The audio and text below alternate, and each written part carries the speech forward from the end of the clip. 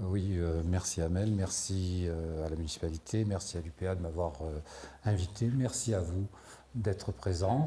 Je vais commencer par une première chose.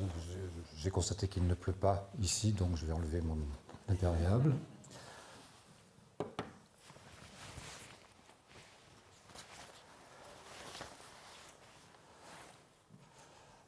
Donc je vais vous présenter un petit peu à travers beaucoup de photographies et quelques textes, un petit peu un historique de ce qu'on appelle le street art sur la période récente, en gros des années 60 à aujourd'hui. Ça peut être interactif, si vous souhaitez intervenir pendant que je parle, si vous avez une question à poser, pourquoi pas, ou un témoignage. Moi j'apprends tous les jours, donc vous pouvez m'apprendre des choses sur ce sujet et j'en serai ravi, évidemment. Après quoi, David Galli, ici présent, projettera une œuvre numérique qu'il a faite à partir des murs et d'inspiration Villulé et les affiches déchirées de Villulé, ce que vous connaissez certainement. Donc on le projettera après tout en discutant avec vous si vous le souhaitez et en répondant à vos questions. Voilà, donc on va aller se promener un petit peu dans cet univers étrange de ce qu'on appelle aujourd'hui le street art. Enfin, aujourd'hui, l'appellation a déjà quelques années. Alors, il ne faut pas réinventer l'histoire du graffiti en particulier, parce que les origines du graffiti, là, vous le savez, ça remonte à la nuit des temps.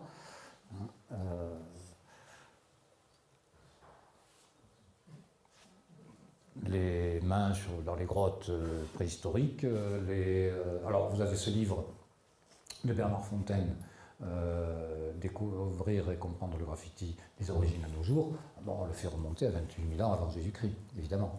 Et on le fait aller jusqu'à l'image que vous avez en bas à droite, à savoir des œuvres en 3 dimensions faites aujourd'hui et qu'on classe sous l'appellation street art. Donc le champ est extrêmement vaste. Et il faut essayer de le délimiter pour en parler sans faire trop d'erreurs. Voilà. Ah, ça c'est l'ordinateur qui visiblement nous alerte. Voilà, ça va. Il se débrouille tout seul. Bien.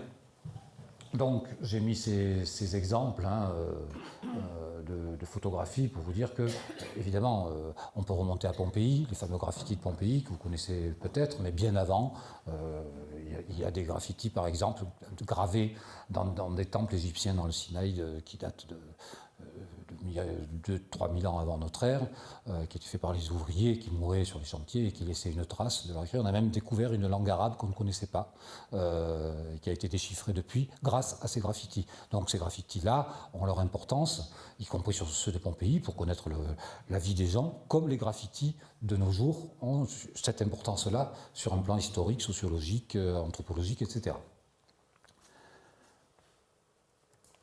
Alors, voilà, par exemple, le graffiti de Brassailles. Brassailles, un des plus grands photographes du XXe siècle, qui a consacré toute une partie de sa vie, de son œuvre à photographier des graffitis, avec cet extrait de texte.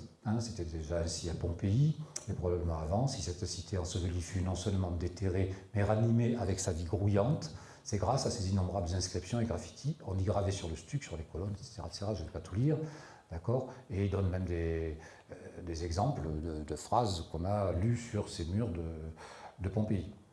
Ici habite le bonheur, Sodome et Gomorrhe, etc., etc. Enfin, la vie sybarite, la vie un peu délurée de Pompéi, donc les mœurs de l'époque, nous les connaissons à travers ces graffitis en particulier. Voilà, donc des exemples. Alors, le fameux livre de 1960, Graffiti, de Brassailles, qui va me permettre qui va me servir de transition en fait par rapport au sujet que je vais aborder, à savoir le graffiti et le street art à partir des années 60. Donc voilà, ce livre de Brassailles, qui est un incontournable dans l'histoire du graffiti du XXe siècle, c'est un petit peu la frontière par rapport à l'avant et à l'aujourd'hui. Avec d'autres exemples, et puis ça va, vous voyez, nous on a les trains, on a le graffiti que vous connaissez, que vous avez apprécié ou pas, que vous avez jugé peut-être, et on va voir en quoi finalement il est le signe d'une époque, et en quoi il a été quelque part récupéré, je détaillerai dans mon exposé. Alors, hommage de Picasso. Là, j'ai emprunté ce texte donc, à Denis Rioux, Les graffitis entre interdit et légitimité, dans un ouvrage Création et prison, paru en 1994, parce qu'il y a des graffitis dans les prisons, qui sont très importants aussi. Il y en a qui sont même conservés maintenant pour connaître la vie dans ces prisons, y compris il y a pas mal d'années. Donc l'observation des graffitis, incomparable source d'informations sur la face cachée des pensées et des pulsions humaines, remplace avantageusement l'étude des statues antiques. Picasso, à qui Brassailles montre ses photographies de murs graffités, s'émerveille. La création pure, c'est un petit graffito, un petit geste sur un mur. Il reconnaît d'ailleurs à la fois avoir copié lui aussi des graffitis et en avoir tracé ici et là dans sa jeunesse. L'urgence du geste, l'authenticité du propos et l'intention qui préside à sa traduction graphique deviennent des qualités désirables quand la violence de la rupture accède au rang de valeur esthétique. La violence de la rupture accède au rang de valeur esthétique. Et peut-être que dans l'artification, je définirai ce mot un peu plus tard, c'est-à-dire le passage dans le domaine de l'art, du graffiti et du street art, peut-être que c'est la violence du graffiti et de la rupture qui l'a fait accéder au rang de valeur esthétique dans lequel il entre aujourd'hui.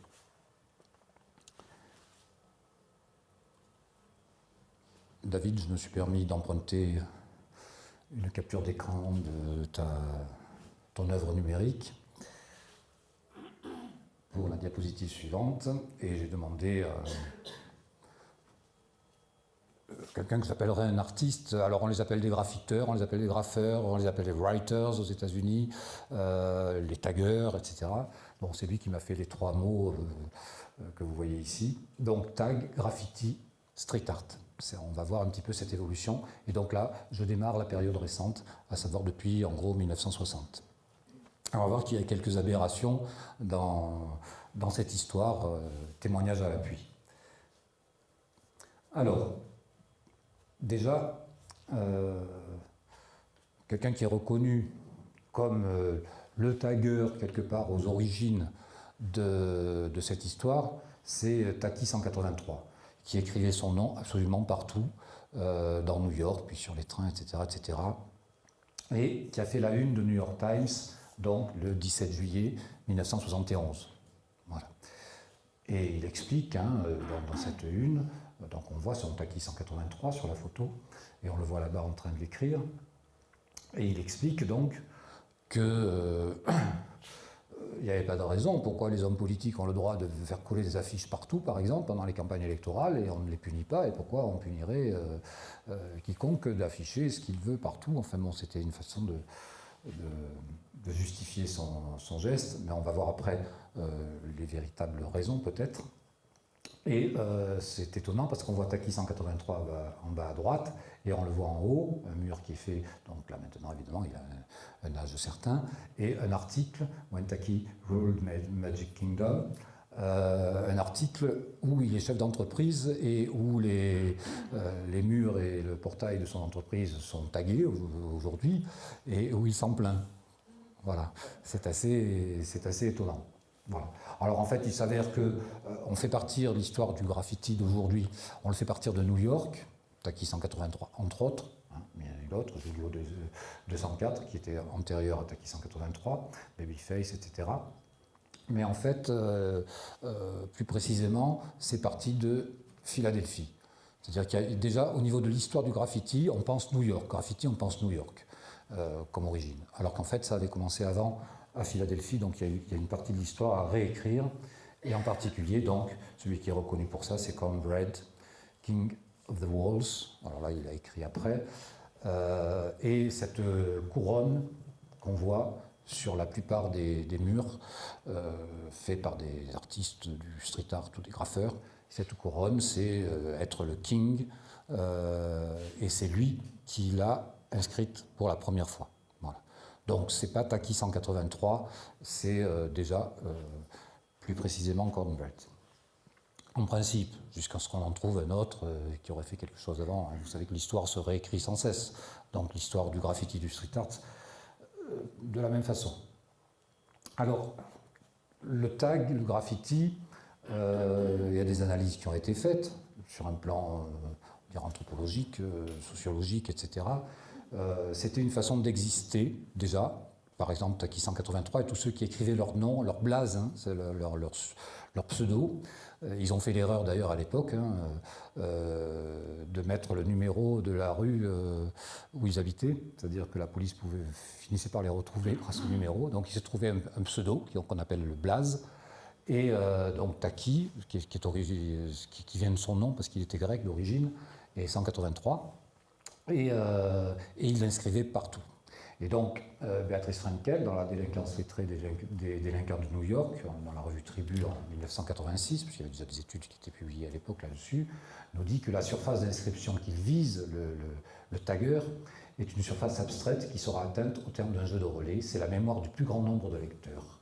C'est pourquoi il fait œuvre, non de graveur mais de montreur, son nom démultiplié, qu'il soit peint, dessiné, griffonné, tentera obstinément sa chance envers et contre l'effacement systématique et surtout contre l'oubli instantané inhérent à cette lecture flottante que pratiquent les citadins. Et elle termine en disant, en langage de graffiteur, cela s'appelle « garder son nom vivant », « to keep the name alive ». Et quelque part, moi, les témoignages, parce que je suis beaucoup sur le terrain, c'est-à-dire que je vois beaucoup de taggers, ils m'invitent même, et je parlerai des lieux qui ne sont pas dans la rue où ils m'invitent et où ils le pratiquent.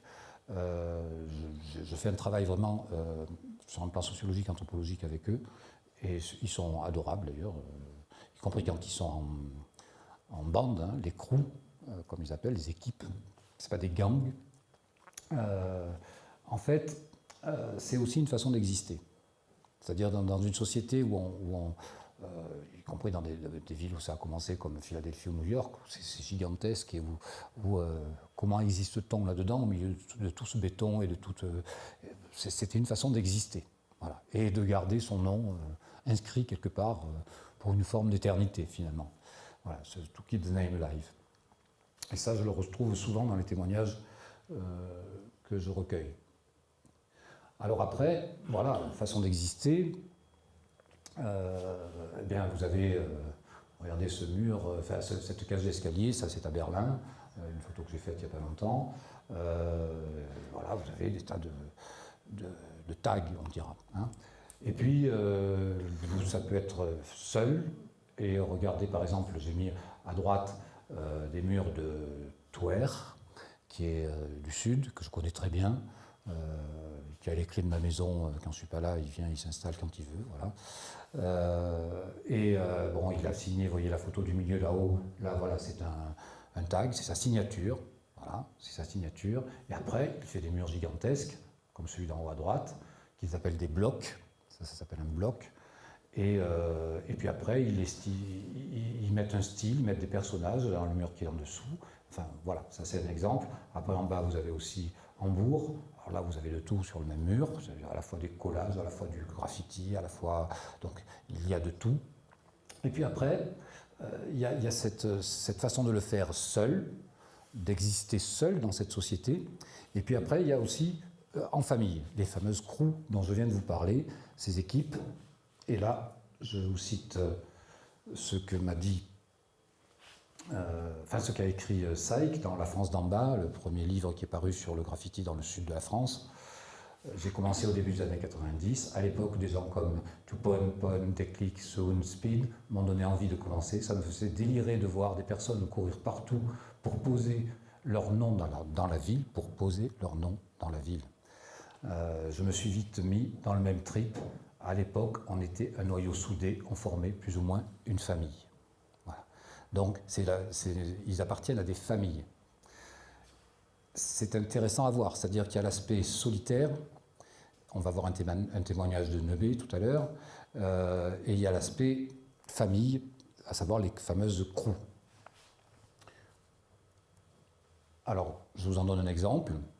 Voilà un crew du sud de la France, le crew CES, hein, souvent c'est des initiales, eux seuls savent ce que ça veut dire. Il y a un autre crew, par exemple, qui s'appelle OPK, qui devrait s'appeler OPC, qui est le Oil Painting Crew. Voilà, c'est-à-dire qui se réfère à la vieille école du graffiti, celle du début. Bon, là, ici, c'est le cas du crew, c'est le crew CES qui fêtait, voilà, donc c'est une bande, et qui fêtait ses 15 ans d'existence. Et à ce moment-là, ils se réunissent, et ils vont faire un mur gigantesque, là. avec chacun son style, mais ils se sont donné des codes de couleurs, c'est-à-dire ils ont convenu à l'avance de couleurs communes, et puis après, chacun y est allé de son style, et ça a fait un mur qui fait une centaine de mètres de long, quoi. Voilà. Donc vous voyez un petit peu l'esprit de famille, l'esprit d'équipe, c'est-à-dire ils sont tous dispersés, ils n'habitent plus la même région, mais ils se sont donné rendez-vous un week-end pour faire ça, parce qu'on est une famille, un crew c'est une famille.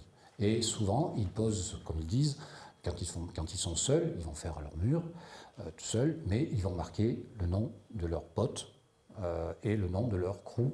C'est pour ça qu'il y a énormément de choses écrites, même sur des murs qui représentent une œuvre, pas simplement du graffiti, mais il y a beaucoup de choses écrites en l'hommage de la famille.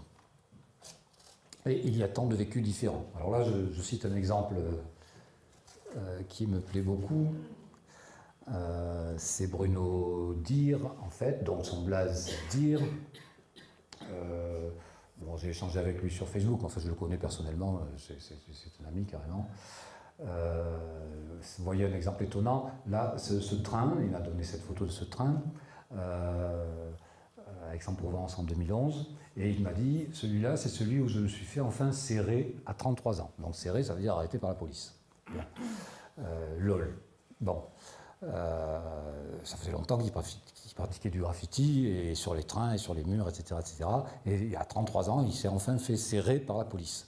Et parallèlement à ça, vous avez l'œuvre qui est en haut à droite, c'est les murs de la L2, je vais en reparler, c'est des murs gigantesques qui ont représenté à peu près 1 million d'euros d'investissement de la société L2 pour une immense voie de contournement de Marseille, des hectares et des hectares de murs, et il est intervenu officiellement, il a été payé pour le faire. Donc vous voyez, là on est déjà dans l'évolution du train qui est là au mur qui est là-bas. C'est assez parlant déjà en soi sur cet aspect petit à petit d'officialisation, institutionnalisation, récupération, on dira même. Voilà. Et là, voilà ce qui me précise dans une conversation téléphonique. Malgré les amalgames et tout ce qui se fait actuellement en matière de street art, au départ, il y avait l'illicite. C'est pas que les souvenirs, il faut que ça perdure, il faut y revenir pour ne pas perdre cette âme-là. Sinon, je ne sais pas vers quoi on va. C'est-à-dire que cette dimension illicite, risque, etc., est quand même pour beaucoup encore fondamentale, même si, à côté de ça, ils vont faire des murs officiellement, ils vont être payés, etc. etc. Il y a des exemples, là. Il y a quelqu'un qui est connu, qui a fait un portrait ici d'Eric Satie, C215. Bon, il avait une exposition à Nice, je suis allé le voir, je suis dans une galerie, et puis il était parti, il était allé faire quelque chose sur un mur à Nice. Et ça le démangeait trop, il avait besoin d'aller faire quelque chose sur un mur à Nice. Et des choses qui sont gardées, parce que maintenant C215 est connu, donc même s'il va faire quelque chose illégalement quelque part, on va le garder. Voilà, donc vous voyez un petit peu l'ambiguïté de tout ceci. Et là, un autre exemple... c'est Onez, alors là, là je l'ai eu au téléphone, je posais mon blaze autant que n'importe qui, ce qui m'intéressait c'était le geste primitif, ce que tu ressentais à ce moment-là. Voilà. Là, je ferai un parallèle avec l'art brut, que vous connaissez certainement, parce qu'il y a beaucoup d'art brut sur les murs, c'est-à-dire qu'il y a beaucoup d'expressions spontanées, d'expressions qui viennent de l'intérieur de l'individu, qui n'a pas fait d'école d'art, qui n'a pas eu d'éducation sur l'histoire de l'art, etc., etc. Donc c'est de l'art brut, très souvent. Donc je fais souvent le parallèle entre street art et art brut, et au passage, j'en profite pour vous conseiller d'aller voir une exposition que j'ai vue pas plus tard que ce matin à la Halle Saint-Pierre, à Montmartre, sur l'art brut japonais. J'ai été très très surpris par la qualité de cette exposition et les œuvres que j'y ai vues. Enfin, je ferme la parenthèse, je fais de la publicité pour la concurrence. Voilà. Alors, je vais vous afficher un extrait du texte de Comer, qui a été... il en a fait du graffiti vandale, et il faut voir ce qu'il a vécu, et, y compris le nombre de fois où il a pu être arrêté, le nombre de fois où il s'est bagarré, parce qu'il y a tout ça. Et il a écrit ce livre qui est extrêmement détaillé justement sur ce vécu au quotidien. Il y a tout. Et en plus de ça, sur un plan historique, sur l'histoire du graffiti, il nous apprend beaucoup de choses. Et vous regardez ce texte qui est il est un peu long, mais je trouve qu'il est très intéressant. Assis sur la banquette du RER, c'était en février 2002. En wagon de queue, je n'ai pas changé mes habitudes. Je regarde les voies ferrées défiler, en admirant encore les murs colorés de graffiti.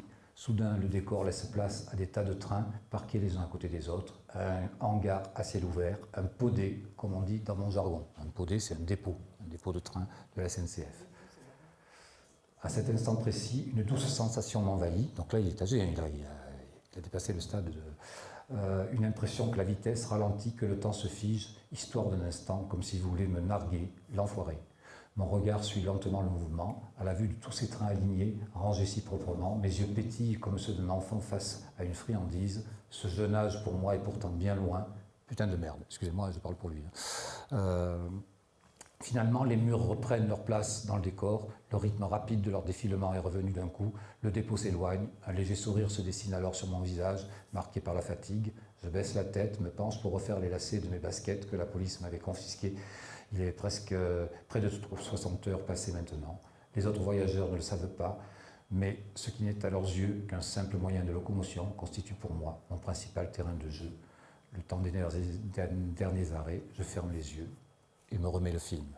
C'est vous dire, malgré tout, le vécu et l'intensité de ce vécu et ce que ça représente pour eux.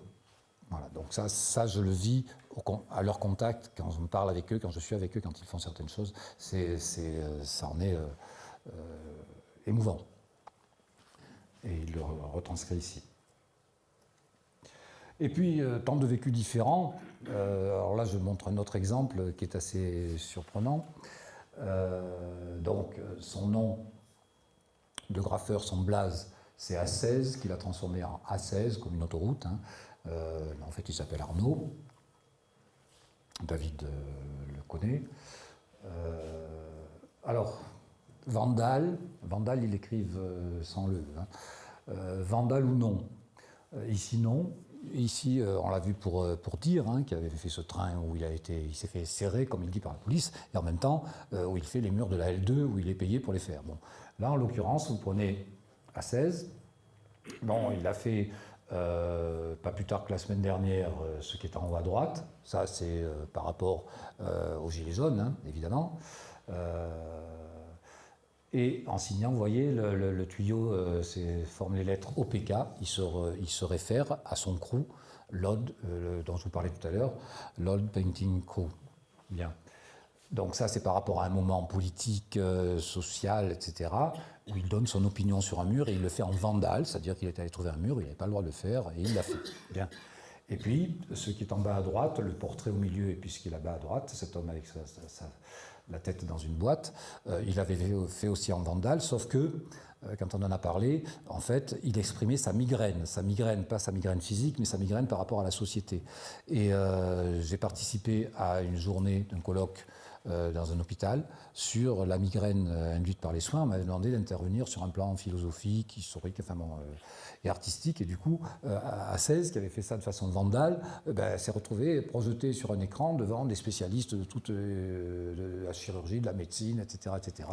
Et ça les a interpellés. Évidemment, on en a beaucoup discuté. Et puis après, je l'ai fait intervenir, par exemple, vous voyez en haut, il intervient pour la semaine de la fête de la science.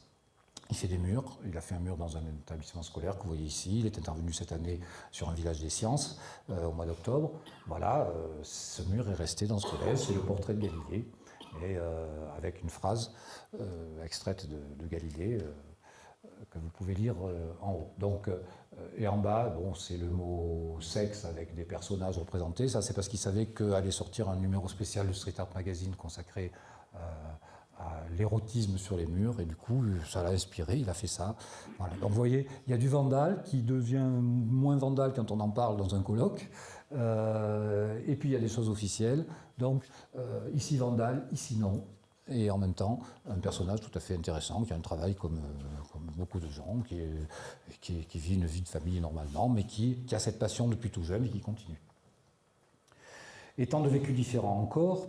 Alors là, c'est l'exemple d'Ed Nate, l'Australien, qui est connu maintenant mondialement, qui fait des portraits des différentes ethnies d'Australie, de Nouvelle-Zélande, hein, qui auraient été un peu niées par la colonisation, et donc pour leur rendre hommage et pour regarder la mémoire de tout ça, il fait des portraits gigantesques sur des murs et il gagne bien sa vie avec ça et en même temps il défend une cause. Bon, donc il est reconnu, c'est un artiste reconnu.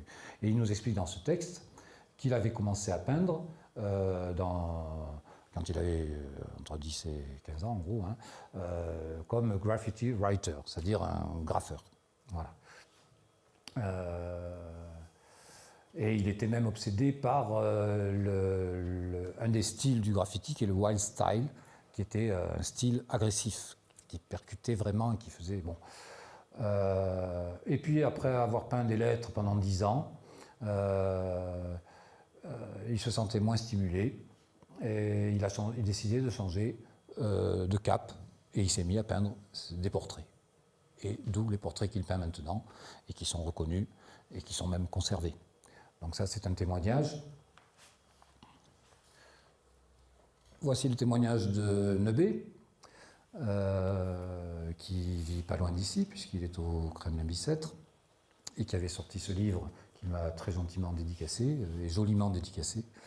Sa dédicace est une œuvre d'art en elle-même.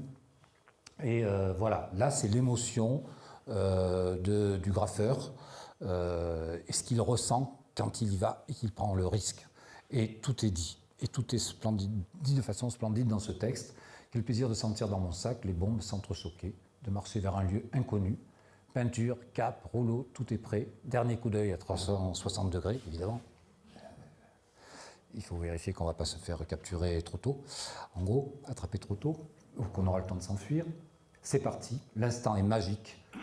Tel un bâton de dynamite, les teintes explosent, les peintures éclaboussent et les murs ivres de couleurs se dégrisent, laissant apparaître un carnage doré.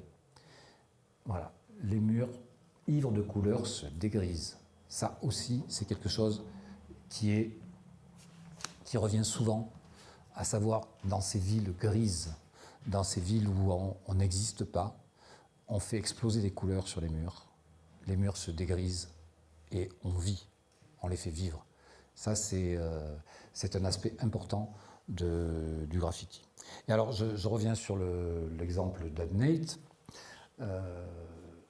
Il a commencé à faire du graffiti vulgaire sur les murs. Il aurait pu en faire sur votre mur ou sur votre portail ou je ne sais. Et évidemment, vous allez juger mal ça. Évidemment, on le juge très mal. Et puis après, quand on prend l'habitude, bon, moi, comme vous a dit Amel tout à l'heure, ça fait pas mal d'années que je photographie les murs et que je rencontre des artistes qui ont commencé par ça et puis qui sont devenus après des artistes du street art. Je vois les murs différemment, c'est-à-dire le vulgaire graffiti, je le vois différemment. Je me dis, c'est peut-être un artiste en devenir. Il est dans une expression spontanée, brutale, d'art brut, et en même temps, c'est peut-être un avenir qui est en train un bel avenir qui est en train de se dessiner sur le mur, même si il pourrait être aussi récupéré. Donc ça m'a aidé à ne plus voir le graffiti, le tag, avec le regard négatif, encore que je ne les ai jamais vus avec un regard négatif. Je me suis dit, si ça se fait, c'est qu'il y a une raison. C'est pas simplement pour le plaisir de vandaliser quelque chose. Il doit y avoir une raison plus profonde derrière. Voilà. Et là, le témoignage d'Abel, Abel aussi, de Marseille, qui a fait des choses, qui a vécu une jeunesse très perturbée, où il s'est fait souvent attraper, et puis il est extrêmement respecté à Marseille, c'est-à-dire quand il y a un Abel sur un mur, ça, depuis 30 ans, il est toujours là, quoi. On n'y touche pas. Il y a aussi un respect par rapport à ça. Il y a des valeurs, c'est-à-dire il y a des codes de valeurs très très précis dans le monde du graffiti, et c'est assez impressionnant. Donc, comme il écrit, actuellement, faire du graffiti, c'est trop facile, c'est peut-être trop à la portée de n'importe qui. Avant, il fallait passer la journée à voler des bombes pourries, peindre sans caps, sans vidéo, etc. Aujourd'hui, les gars achètent leurs bombes, peignent un an, foutent la merde et veulent se péter avec tout le monde, à croire que c'est la mode du moment. Donc là, il dénonce ce qu'il considère comme une dérive du graffiti, qui n'est plus dans la famille, qui n'est plus dans l'esprit initial et qui évolue peut-être aussi en raison de cette récupération dont il va être question. En outre, évidemment, Internet a joué son rôle là-dedans, hein, on pourra en parler, parce que ça s'est démultiplié. C'est-à-dire qu'un mur qui était fait dans la rue et pour être vu par des milliers, voire des dizaines de milliers de passants de cette rue, maintenant il est vu par des millions de personnes sur Internet. Et donc évidemment ça a démultiplié ça. Au départ leur communication, et là David pourrait en parler mieux que moi puisqu'il en a parlé dans un congrès au mois de juin dernier à Paris. Au départ la façon de partager entre eux cette création, c'était les fanzines, d'accord, c'est-à-dire des sortes de petits journaux qu'ils éditaient à une dizaine, une vingtaine d'exemplaires et qui sont maintenant des collectors, comme on dit, c'est-à-dire qu'il y a certains numéros qui sont tellement rares qu'ils valent des fortunes chez les collectionneurs d'art. Voilà, les fanzines. Et puis après est apparu Internet, donc il y a eu les blogs, d'abord, hein, David, tu me corriges si je n'ai pas la bonne chronologie. Il y a eu d'abord les blogs, donc des blogs vraiment de graffeurs, entre eux, en famille, hein, qui n'étaient pas ouverts à tout le monde. Donc certains m'en ont montré. Hein, voilà. Et puis ensuite sont apparus les réseaux sociaux numériques, comme on les appelle, avec essentiellement au départ Facebook. Et puis petit à petit, maintenant vous avez... Facebook est un peu en perte de vitesse et c'est Instagram qui appartient à Facebook. Et vous avez beaucoup de graffeurs qui publient ce qu'ils font.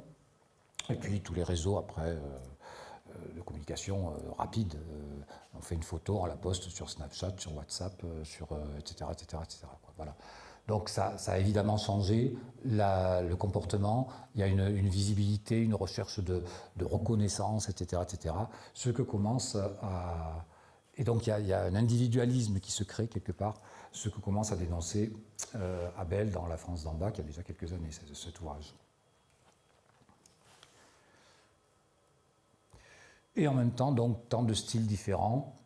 Alors là, j'ai fait un petit tour d'horizon pour vous montrer ça. Alors, ce qui m'a impressionné à Hambourg, j'étais à Hambourg l'année dernière, il y a la statue de Bismarck, gigantesque, qui est un emblème de la ville, au milieu d'un parc. Et j'ai été impressionné par tous ces tags et graffitis qu'il y avait sur son socle. Alors, je n'ai pas fait la distinction tag graffiti, je vais y revenir. C'est difficile à dire. Le tag, c'est la signature. Le graffiti, c'est une signature qui a évolué, qui s'est stylisée, et on va voir apparaître les différents styles. Donc voilà Hambourg, cette statue de Bismarck qui est gigantesque, et on fait le tour de cet immense socle. Voilà. Et puis après, vous avez, regardez la lettre U, la façon dont elle est peinte, là c'est un détail, mais elle est gigantesque. Bon, il y a un style, il y a une recherche stylistique. Et puis vous avez le parking des Italiens à Avignon, où là vous avez du bubble style. Voilà, ce sont tous les styles de lettrage qu'on va rencontrer. Et après les trains, évidemment, en particulier à Naples. C'est assez étonnant. Dans la région de Naples, les trains, la ville de Naples elle-même, c'est énorme, la quantité de graffiti qu'il y a, et de murs peints, je dirais, parce que ce n'est pas que du graffiti, mais je parlerai du muralisme à la fin.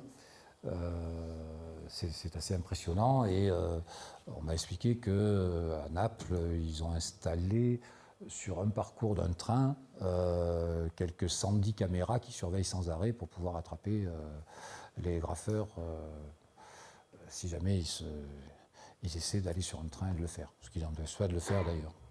Bien. Et puis ici à droite, vous avez, peut-être que certains d'entre vous sont allés à Berlin et sont allés voir l'East Side Gallery, qui est le morceau de mur de Berlin qui reste, puisqu'on a sur à peu près 1 kilomètre. Donc côté rue, ça s'appelle maintenant l'East Side Gallery. C'est une galerie à ciel ouvert du côté est de Berlin, donc, puisque c'était le côté est de Berlin, où vous avez des œuvres de street art. Là, on est dans le muralisme, vraiment qui sont pensées, qui sont... Et puis, côté ouest, ça donne sur les bords de la Spree, là, c'est le mur qu'on voit, ils ont laissé cette liberté, justement, aux vrais graffitis, aux vrais tags, de continuer à s'exprimer. Pour l'instant, c'est comme ça, et je trouve que c'est très bien, parce qu'il y a le côté officiel, ça devient carrément une galerie, puis il y a des cartes de touristes qui viennent pour voir cette galerie.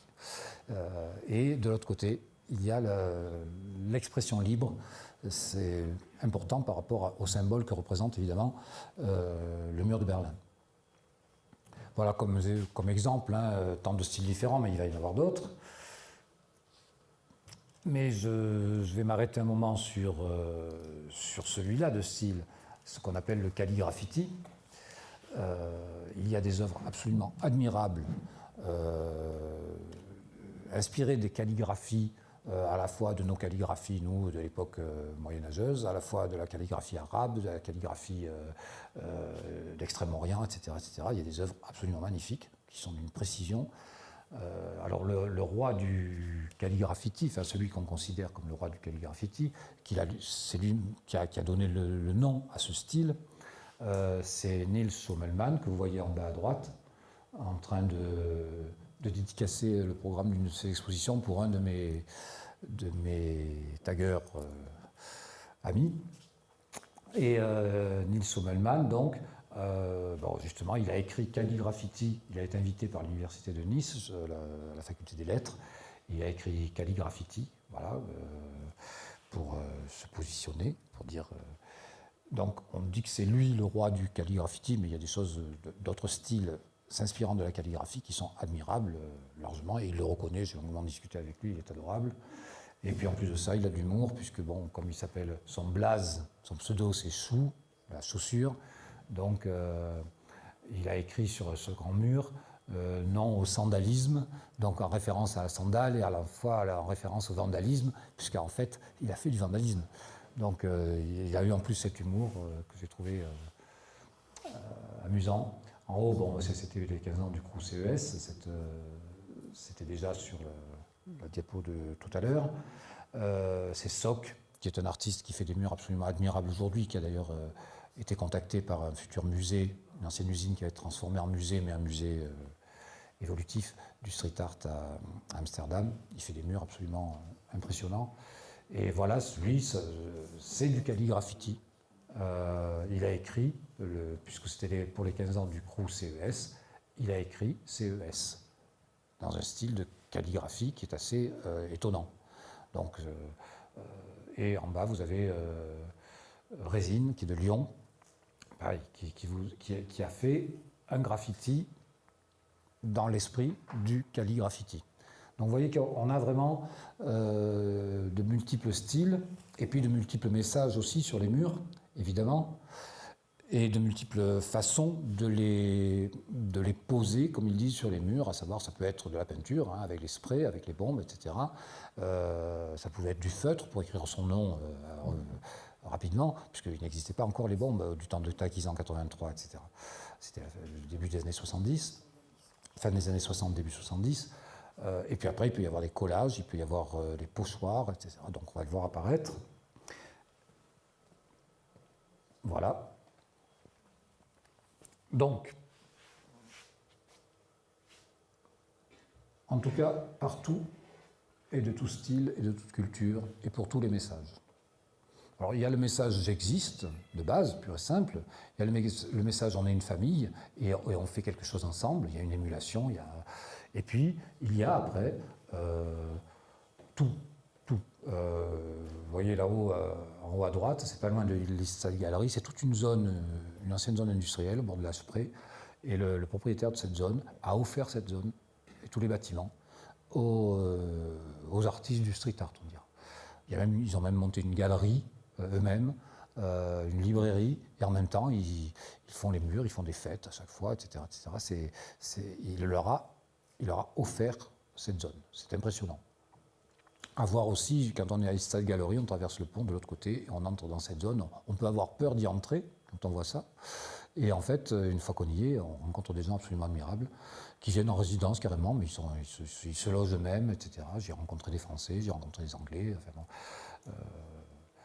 il y a d'autres endroits comme ça. Je suis allé cet été à Stockholm et à une trentaine de kilomètres de Stockholm, en pleine campagne. Il y a une immense zone industrielle comme ça, à Sonastra, où il y a des murs absolument impressionnants et où celui qui gère ça, qui est un maître adorable, accueille tous les gens qui veulent venir. Il m'a dit, je veux voir des gens heureux, donc les graffeurs viennent, s'installent, ils mangent tous ensemble, etc. etc. Enfin, bon.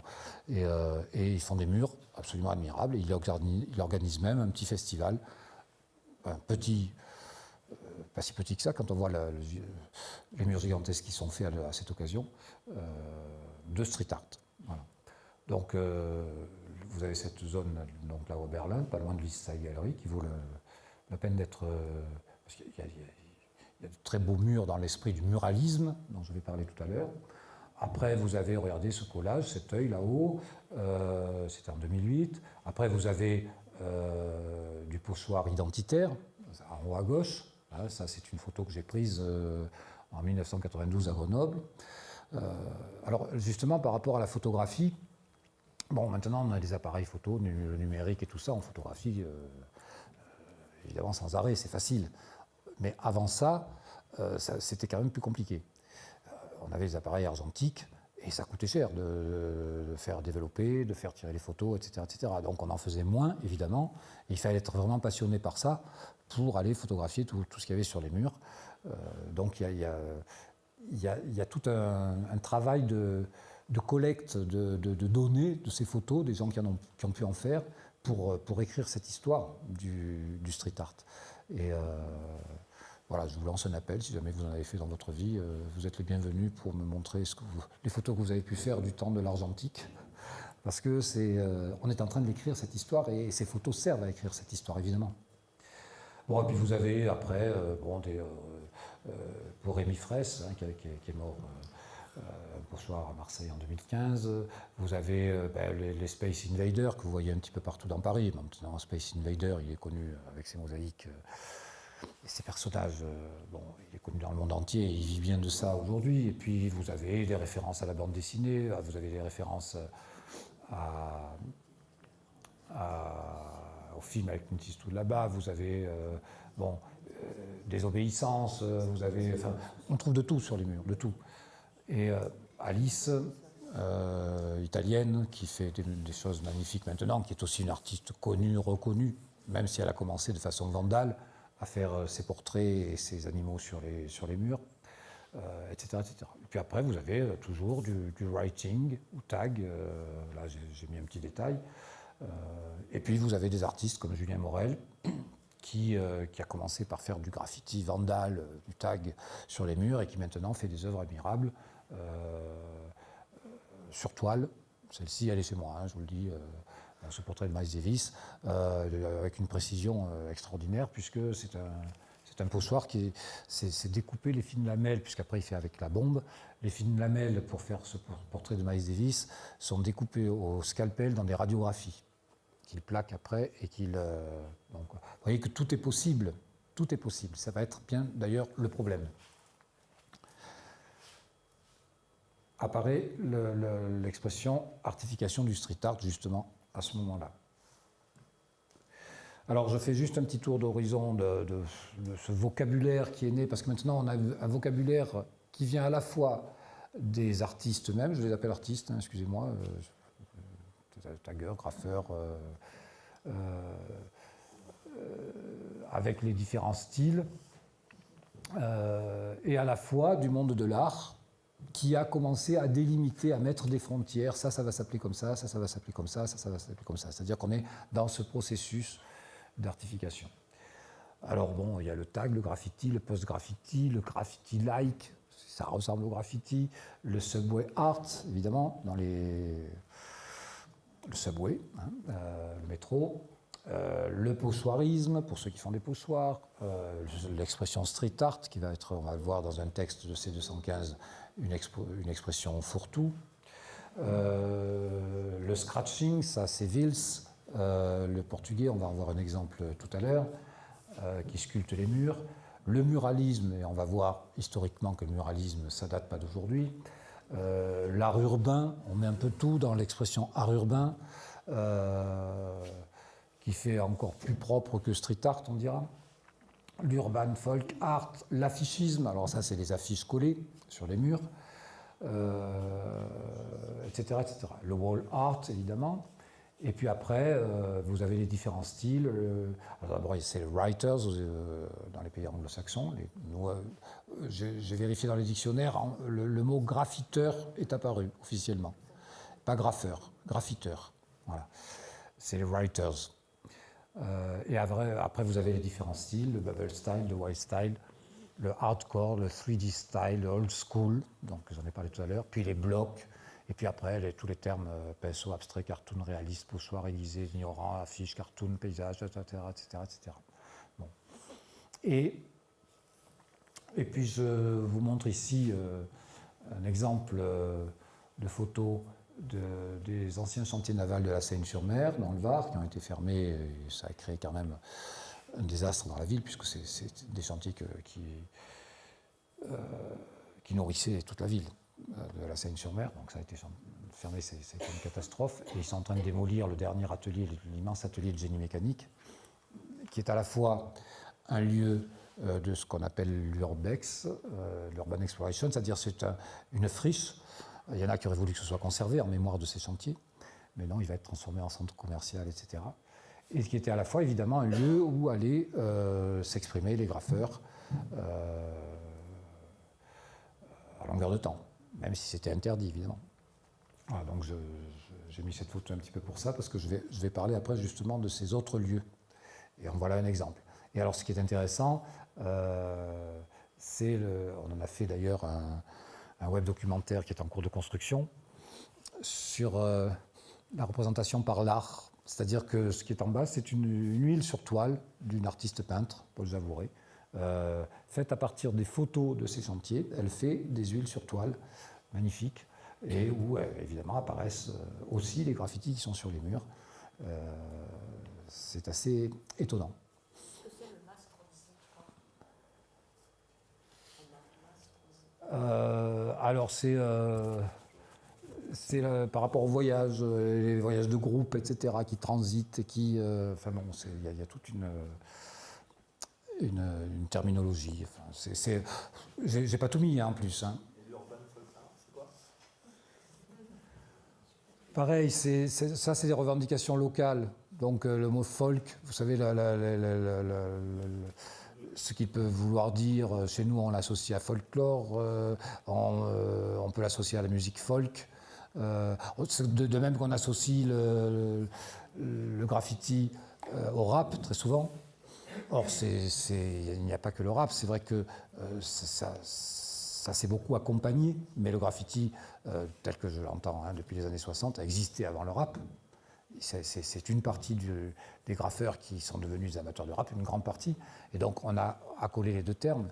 Bon, là, c'est du folk. Il y a eu aussi le métal. Et il y a des graffeurs qui se revendiquent de la musique métal et ont trouvé dans les clips vidéo des groupes de ce genre de musique, ont trouvé du graffiti aussi. Donc ça s'associe à différents courants musicaux. Et je vais parler de cette récupération du street art, mais regardez le rap aujourd'hui. Moi j'ai assisté à un spectacle de danse par une troupe, j'ai oublié son nom, des États-Unis, une grande troupe de danse avec de rap. C'était un spectacle extraordinaire et les places étaient vendues à je ne sais quel prix. C'est-à-dire qu'on sait que le rap maintenant est intégré dans la danse comme danse à part entière et comme style à part entier de la danse dans l'histoire de la danse, de même que le street art, le graffiti est intégré dans l'histoire de l'art aujourd'hui. C'est-à-dire ça va de pair.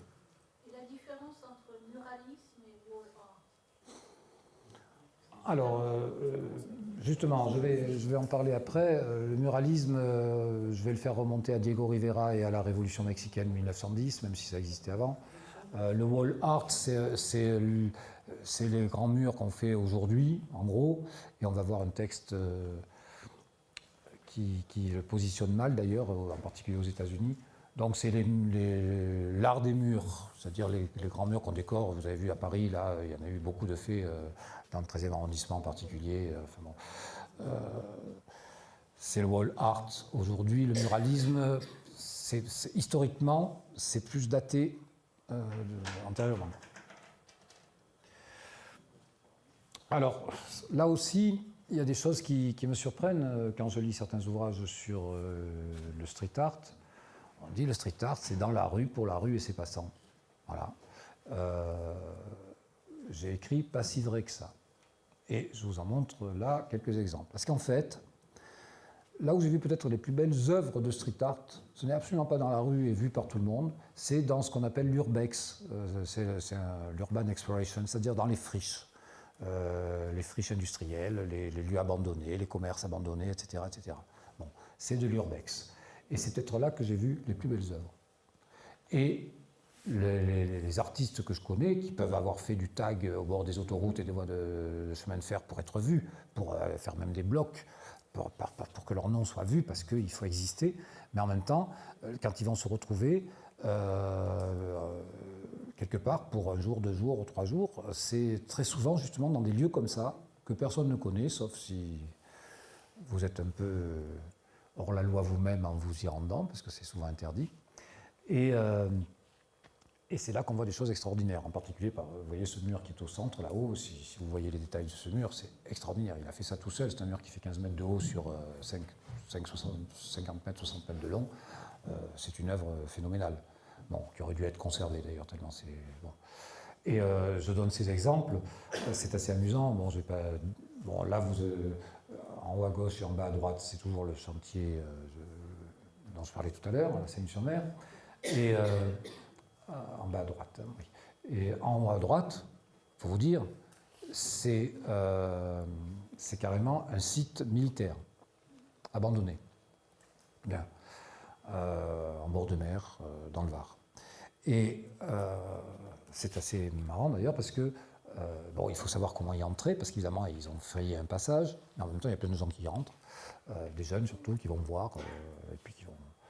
Et derrière cet immense site militaire, il y a une plage où les gens se baignent, c'est au bord de mer. Donc il y a le risque d'être pris par la police militaire, par la gendarmerie, la police tout court, etc. Alors moi j'y vais et j'ai ma carte professionnelle au cas où, mais j'en ai parlé déjà avec les gendarmes et je leur ai dit, bon, si je me fais prendre, vous m'excuserez, ils en ont ri, évidemment, mais c'est interdit. Et en même temps, il faut voir les murs qu'il y a dans ce lieu. C'est extraordinaire. Donc vous voyez un petit peu, ça c'est de l'urbex, et même un urbex qui est un urbex militaire, il faut y aller quand même. Donc c'est pour ça que là, dans la rue, pour la rue et pour ses passants et pour tout le monde, non. Il y a une bonne moitié du street art illégal, je dirais, vandale, qui est fait dans de tels lieux. Et là, c'est la mémoire photographique et vidéo, donc les photos que font les artistes eux-mêmes et les vidéos qu'ils font, ou les photos qu'un passant peut faire s'il se rend dans ce genre de lieu, qui vont garder la trace de ces œuvres, parce qu'elles disparaîtront, évidemment. Alors justement, vous voyez, par exemple, par rapport à ces friches à la Seine-sur-Mer, il y a des lieux magnifiques, donc... j'en avais fait un article dans Street Art Magazine qui s'est appelé Friche azuréenne, avec la rade de Toulon que vous voyez en haut au fond, avec ses murs à la fois sur un site qui est sur la colline et puis tout le chantier en bas, l'ancien atelier mécanique. Voilà, c'est quelque part, j'ai acté une mémoire, parce que tout ça s'efface. D'abord, ils l'effacent eux-mêmes. Ils ont fait des murs et puis ils reviennent à la même équipe et ils effacent tout et ils font autre chose parce qu'ils ont envie de... Voilà. Ils l'effacent eux-mêmes, c'est un art éphémère. Même si, quand on prend le cas de Pompéi, grâce au Vésuve, ça n'a pas été si éphémère que ça puisqu'on les a retrouvés. Mais c'est un art éphémère, évidemment. Donc la trace, c'est ce qu'on en garde dans des bases de données, éventuellement de photographies ou de vidéos, etc., des témoignages. et puis dans des articles ou des livres qu'on peut écrire et qui resteront. C'est important pour l'histoire. Alors voilà, va se poser donc la question, vous voyez apparaître différentes choses là, petit à petit, y compris une voiture customisée, comme on dit, y compris une œuvre de Ben à Belleville, ici, un train de nuit, des stickers, parce qu'il y a aussi ça, des milliers de stickers, ça c'était à Hambourg par exemple, et puis des affiches, et puis le scratching de Vils, justement, que vous avez à droite. Vils, qui est un artiste maintenant mondialement reconnu, qui est payé des fortunes pour aller faire des murs comme ça, il enlève la matière du mur pour faire apparaître le visage, c'est-à-dire qu'il fait de la sculpture à l'envers. Et donc, on a appelé ça le scratching. Donc, il est à la fois l'inventeur et presque l'unique en son genre de ce genre-là du scratching. Mills. Donc, quand on voit tout ça, on se pose vraiment la question street art, point d'interrogation, point d'exclamation, j'ai lourdement insisté, excusez-moi. On se pose vraiment la question.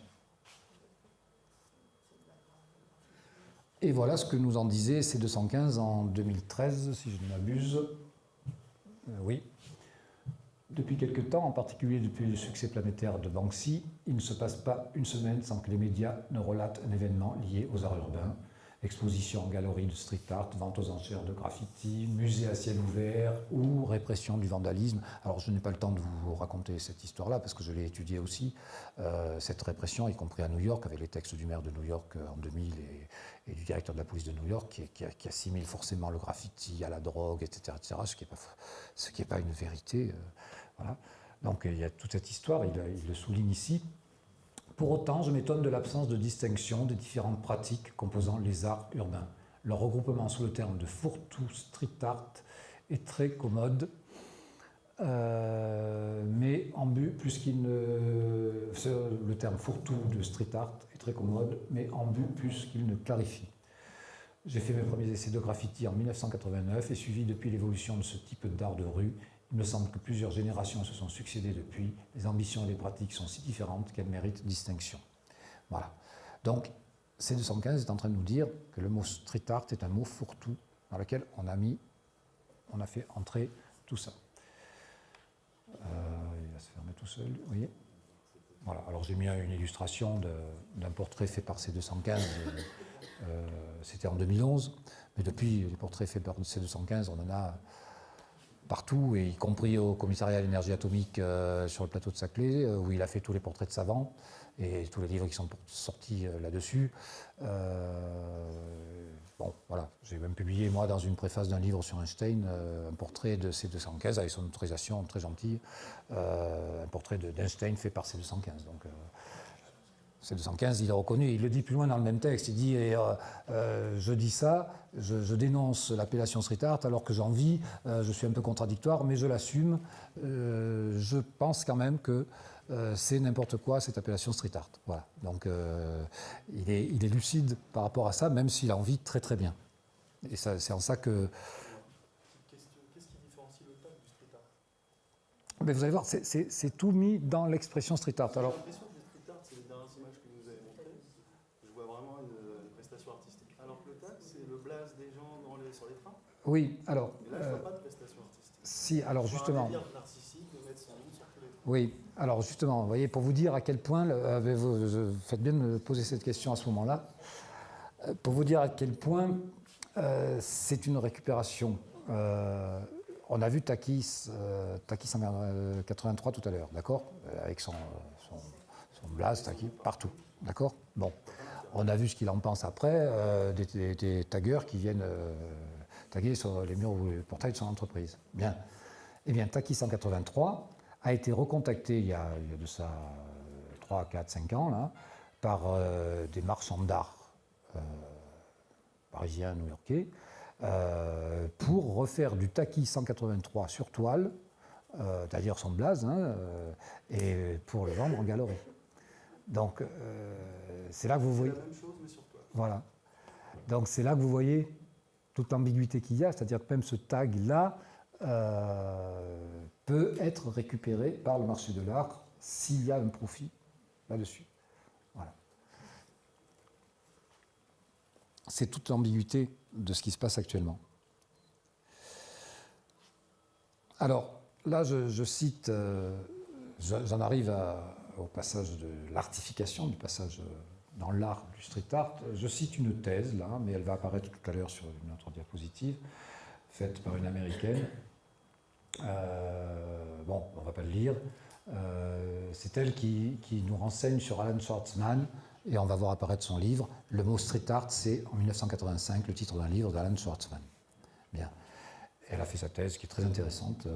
C'était donc il y a une dizaine d'années. Voilà. Elle a été soutenue. Bien. Donc, on est dans ce processus. On est dans ce processus, mais on y est déjà depuis pas mal de temps, parce que, en fait, les graffeurs new-yorkais ont très rapidement se sont regroupés et ont créé une sorte d'association. Ils ont créé une galerie très rapidement. C'était en 1973, je crois. Et puis après, ça s'est propagé. Et puis après, il y a tout l'historique, je ne peux pas vous le faire, des expositions. Ne serait-ce que moi, j'en ai vu une il y a 20 ans de ça, au Palais de Tokyo à Paris, sur le graffiti. Mais il y en avait eu déjà avant. C'est-à-dire que petit à petit, ça s'est installé. Et en même temps, il y avait une répression de plus en plus dure, parce qu'il y en avait de plus en plus partout. C'est-à-dire que les deux aspects allaient avancer parallèlement et s'amplifier parallèlement. Et donc, sont apparus des dizaines, voire des centaines de livres sur tout ça. Beaucoup ne sont que des livres de photos. Il n'y a pas beaucoup de textes, donc ça n'apporte pas grand-chose. Autant aller regarder les photos sur Internet. Mais il y a quand même des textes de référence. Alors, un premier texte de référence, c'est Jean Baudrillard, mais je vais le faire apparaître tout à l'heure parce que par rapport au muralisme, il est un petit peu à côté de la réalité, qui s'est intéressé à Cool Killer, à New York. Donc, c'est un texte de 1976. Ou l'insurrection par les signes, hein, le titre veut bien dire ce qu'il veut dire. Après, vous avez Stéphanie Lemoine qui vient de sortir un livre collectif, là, dont j'ai oublié le titre, là en 2018, un gros livre sur le street art justement. Et il y est question justement de cet aspect aussi, institutionnalisation, récupération. Après, vous avez Graffiti Kings de Jack Stewart, qui était une thèse au départ, et il en a fait un ouvrage qui est un ouvrage de référence. Vous avez Nicolas Gans, Planète Graffiti, Street Art des 5 continents. Vous avez Ordre du Graffiti, la revue Tribu, numéro 10, dont j'ai cité un extrait tout à l'heure. Et puis, voilà, on retrouve, donc j'ai gardé le texte de cette doctorante américaine. Et voilà donc le livre d'Alan Schwartzman, 1985, Street Art. Alors, d'aucuns disent que, justement, comme le graffiti et ce qu'on appelle maintenant le street art était en train de s'institutionnaliser et puis de rapporter, c'est-à-dire d'entrer sur le marché de l'art petit à petit, il fallait lui donner un nom propre, pas sale. Le mot graffiti, tag, etc., c'était sale. D'où le mot street art. Voilà. Qui fait qu'on parle de quelque chose de propre. Alors après, on l'a appelé art urbain aussi, même si l'art urbain, ça dépasse largement le cadre. Mais voilà, c'était propre. On pouvait parler de street art. Voilà. Et puis, les premiers films sont apparus à la même époque. Et puis, les premiers documentaires, reportages, etc., à la télévision, enfin, ça s'est développé beaucoup. Mais il y avait le terme street art qui faisait rentrer petit à petit tout ça dans le domaine de l'art.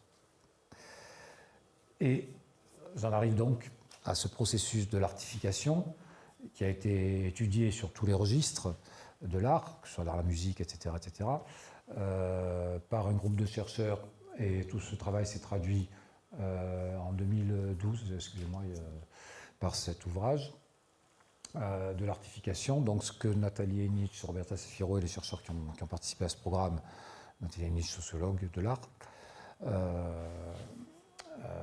appelle l'artification, à savoir le passage de l'état de non-art à art. Voilà.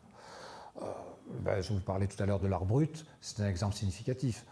On doit beaucoup à Dubuffet le fait que l'art brut soit rentré dans les musées, soit reconnu maintenant comme une composante de l'art à part entière. On le doit beaucoup à Dubuffet. Bien, c'est pareil, c'est-à-dire il y a eu une artification. Mais Nathalie Henich, qui a étudié Michel-Ange, par exemple, vous dit que c'était un artisan et qu'il est rentré dans le domaine de l'art, art, artisan, etc. C'est une artification très lente qui s'est faite. Là, en matière de street art, cette artification s'est faite très rapidement. En gros, en 20 ans, 20-30 ans. Voilà. Et donc, dans cet ouvrage, il y a un chapitre, l'artification du graffiti et ses dispositifs, de Marisa Liébaud, voilà, sur le graffiti. Après, c'est des chapitres sur d'autres domaines de l'art, mais il y a ce chapitre-là, qui est intéressant et qui en même temps est un peu frustrant parce que justement, elle ne mesure pas l'aspect, l'importance de l'Internet dans cette artification. C'est-à-dire l'importance de la visibilité et de la diffusion sur Internet, y compris des galeries en ligne. Vous avez énormément de galeries en ligne de street art. Des galeries physiques, il en existe de plus en plus dans la rue, mais des galeries en ligne, c'est impressionnant. Donc voilà, on est dans l'artification du street art et donc des livres de chercheurs. Bon, j'y ai participé, donc je ne vais pas le critiquer. Ça m'intéresse, moi, d'analyser ça, évidemment. Donc, et puis des colloques organisés, etc., comme à Nice, des ouvrages. Le colloque de Lisbonne chaque année, le congrès, c'est un énorme congrès à Lisbonne, c'est un bonheur d'y participer parce qu'il y a beaucoup d'artistes. J'ai fait intervenir des artistes et leurs témoignages à ce congrès, c'était absolument passionnant. Et puis des publications, voilà la fameuse thèse dont je vous parlais tout à l'heure. Voilà la revue Hermès du CNRS, Infocom. L'artiste, un chercheur pas comme les autres. Bon, j'y ai parlé du street art, justement, entre institutionnalisation et altérité. Donc vous voyez que les chercheurs dans les différents domaines, aussi bien en sciences de l'information et de la communication, en sociologie, en anthropologie, en histoire de l'art, en philosophie de l'art, etc., s'intéressent à ce phénomène et participent de ce fait de son artification. Voilà. Mais c'est une évolution, comme sur tous les domaines de la connaissance et de l'expression humaine. Et là, je vais remercier Ernest Pinault-Ernest pour son témoignage. Je le fais là-haut. Et je me suis permis de me mettre en photo avec lui parce que ça a été un bonheur. J'ai passé 3 jours avec lui de pur bonheur. Bon, Ernest Pinault-Ernest, qui est un personnage, Amel peut en parler, absolument adorable et qui a gardé la même foi dans ce qu'il fait. Bon, on a eu un colloque justement organisé à l'occasion de son exposition au Musée d'Art Moderne de Nice, il y a 2 ans, presque 2 ans et demi. Et donc j'ai passé 1 heure, au départ ça devait être une interview, puis on a sympathisé, on s'est assis, on était filmé par M. Galli qui était là d'ailleurs, qui est un doctorant qui enseigne aussi, et qui sait tout faire, donc c'est pratique, hein, il aurait pu avoir une 2e caméra et filmer ici. Et donc David filmait cet entretien que j'ai eu avec Ernest. Et c'était très très intéressant parce qu'Ernest Pinault-Ernest, il n'a pas fait de graffiti, il n'a pas fait, et il est classé dans le street art. Et ce qui était intéressant, c'est son témoignage justement là-dessus, sur le street art. Alors je l'ai cité 2 fois, mais sur d'autres textes. Et en plus de ça, sur la façon dont il conçoit son art. Son art qui est exposé dans un musée, par exemple, hein, ses dessins, c'est de l'art, et en même temps, c'est hors contexte. Donc là, il le dit, la façon dont s'incorporent mes images dans l'espace réel, le trouble produit, l'effet grandeur nature provoque une espèce de renversement tel que le lieu est perçu comme un espace représenté. Je pense que ça n'est pas sans résonance sur la qualité de la réception que de découvrir une œuvre dans son univers social et spatial quotidien. C'est toute l'importance de l'œuvre d'Ernest Pinault-Ernest. Le lieu fait autant partie de l'œuvre que l'œuvre qu'il va y coller. Et ça, il y tient, évidemment. Quand il a fait le parcours Pasolini, lui est allé coller Pasolini sur les lieux où Pasolini a vécu et puis a été assassiné, etc. Le lieu était aussi important que cette œuvre magnifique qu'il a faite de Pasolini, portant Pasolini mort. Donc pour lui, c'est fondamental. Et dans l'interview, donc l'entretien que j'ai eu avec lui, si on prend littéralement l'expression street art, Je n'expose pas mes œuvres dans la rue, mais je fais plutôt de la rue une œuvre d'art, c'est ce que je viens de vous dire. C'est en ce sens que je me sens un peu différent d'une grande partie de ceux qu'on met sous ce label. Je me sens un peu différent, il est gentil. Mais il est dans l'appellation street art. C'est pour ça que C215 avait raison tout à l'heure. L'expression street art est une expression fourre-tout. On y met tout dedans. Aussi bien le graffiti dont vous me parliez de Taki 183 que les œuvres de Ernest Pinault-Ernest, que, on va le voir, quelqu'un avec qui j'ai passé aussi un excellent moment, Jeff Aérosol, et ils en rient eux-mêmes. Ils en rient eux-mêmes quand on en parle. Il en a souri, Ernest Pinault-Ernest, quand je lui en ai parlé. Et il m'a fait ce bonheur de cette interview que j'ai aussi publiée c'était dans le même numéro de Street Art Magazine.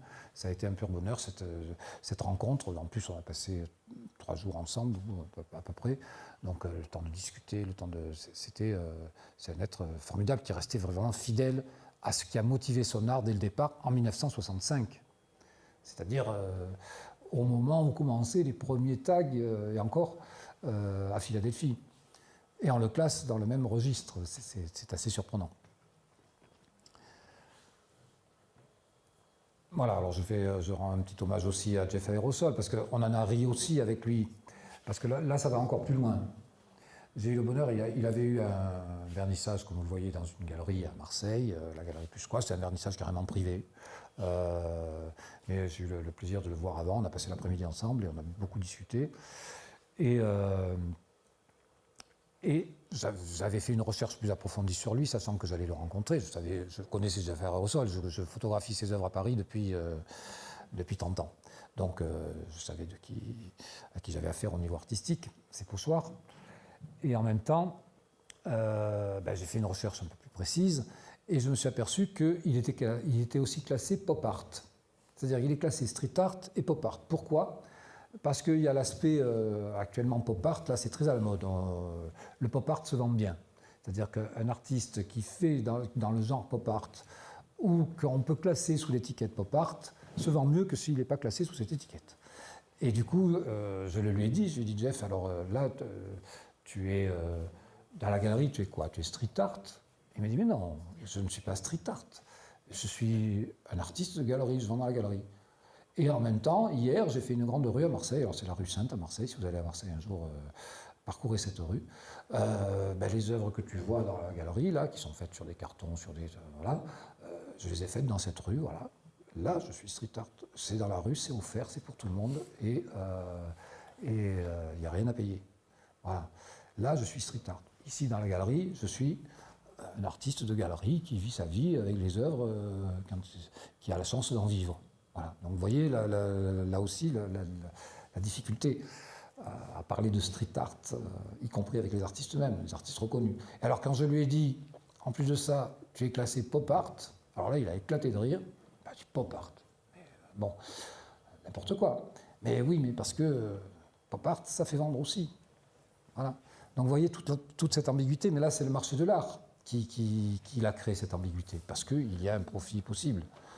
Et je suis en train de lire un ouvrage d'Annie Lebrun là-dessus, que je vous recommande, j'ai oublié le titre précis, où elle décortique tout ça sur ce marché de l'art. On a parlé de la mort de l'art dès les années 50. Hegel en avait parlé au XIXe siècle déjà. Et elle nous montre que l'art aujourd'hui n'est plus qu'un marché et que du coup, la mort de l'art, il n'en est même plus question. L'art est mort du fait de ça. C'est-à-dire qu'on nous parle de Banksy, par exemple, ce fameux Banksy. Vous avez vu certainement ce qui s'est passé dernièrement, cette œuvre qui s'est déchirée dès qu'elle a été vendue et qui, le lendemain, valait, au lieu de valoir 1 200 000 ou 300 000 $, le lendemain, en valait 5 millions parce qu'elle avait été déchirée. Bon, c'est Banksy qui a pensé ça, s'il existe, ou c'est le vendeur qui a dit on va faire ça, et celui qui achète, du jour au lendemain, il aura investi 1,3 million et il aura 5 millions en poche. Vous voyez toute l'ambiguïté de ce monde-là qui peut créer des valeurs, qui peut créer des artistes du jour au lendemain et faire en sorte que leurs œuvres explosent au niveau du placement qui est fait. Donc voilà, Annie Lebrun le dénonce dans son ouvrage. Donc voilà. Et, excusez-moi pour l'image, mais bon, elle a été prise pas loin d'ici, dans le 13e arrondissement à Paris. Justement, voilà, est-ce qu'il a dénoncé sur un mur à sa façon, à savoir, vous voyez le petit chien de Jeff Koons, ce qu'il fait au chien de Keith Haring. Keith Haring est considéré comme un des grands noms du street art à ses débuts, de même que Basquiat, dont vous avez l'exposition à la Fondation Victor actuellement. Bien. Et bien là, il nous dit voilà où on en est. C'est-à-dire qu'aujourd'hui, un Jeff Koons qui fait une œuvre, qui est exposée par exemple à Versailles, comme ça a été le cas, l'œuvre se vend, la dernière œuvre de Jeff Koons s'est vendue, je crois, 50 millions de dollars. Bon, Jeff Koons, ses œuvres sont faites dans une usine où il y a des ingénieurs, où il y a des techniciens, etc. etc. Il dit ce qu'il veut qu'on fasse, c'est fait et c'est vendu 50 millions de dollars. Bon, c'est-à-dire, et alors que Keith Haring, il faisait ça dans la rue, à ses risques et périls, etc., etc., et on était dans le street art. C'est de l'art contemporain, Jeff Koons, c'est pas du street art. Oui, oui, non, mais ce que veut dire, ce que symbolise ce dessin, on dira, c'est le fait que l'art vrai, l'art... Contemporain prend le dessus. oui, et puis c'est pas tellement pas que l'art contemporain, mais c'est que le marché prend le dessus sur la spontanéité et la vérité du graffiti, du street art, etc. On est dans une logique du marché, c'est sa façon de l'exprimer. Voilà. J'ai trouvé ça assez pertinent. Donc, on est dans le registre d'une récupération et en même temps, ben voilà, je me suis trouvé à Naples il y a 3 ans de ça. Vous aviez la seule œuvre de Banksy qui restait à Naples, cette Madone. Bon, une œuvre de Banksy aujourd'hui, comme je dis toujours, vous voyez une œuvre de Banksy, vous allez voler la première tronçonneuse que vous pouvez, vous découpez le morceau de mur, vous rentrez chez vous, vous avez gagné au moins 1 million de dollars. Bon, donc après vous remboursez la tronçonneuse et voilà. Donc voilà, moi je l'ai photographiée là telle qu'elle était.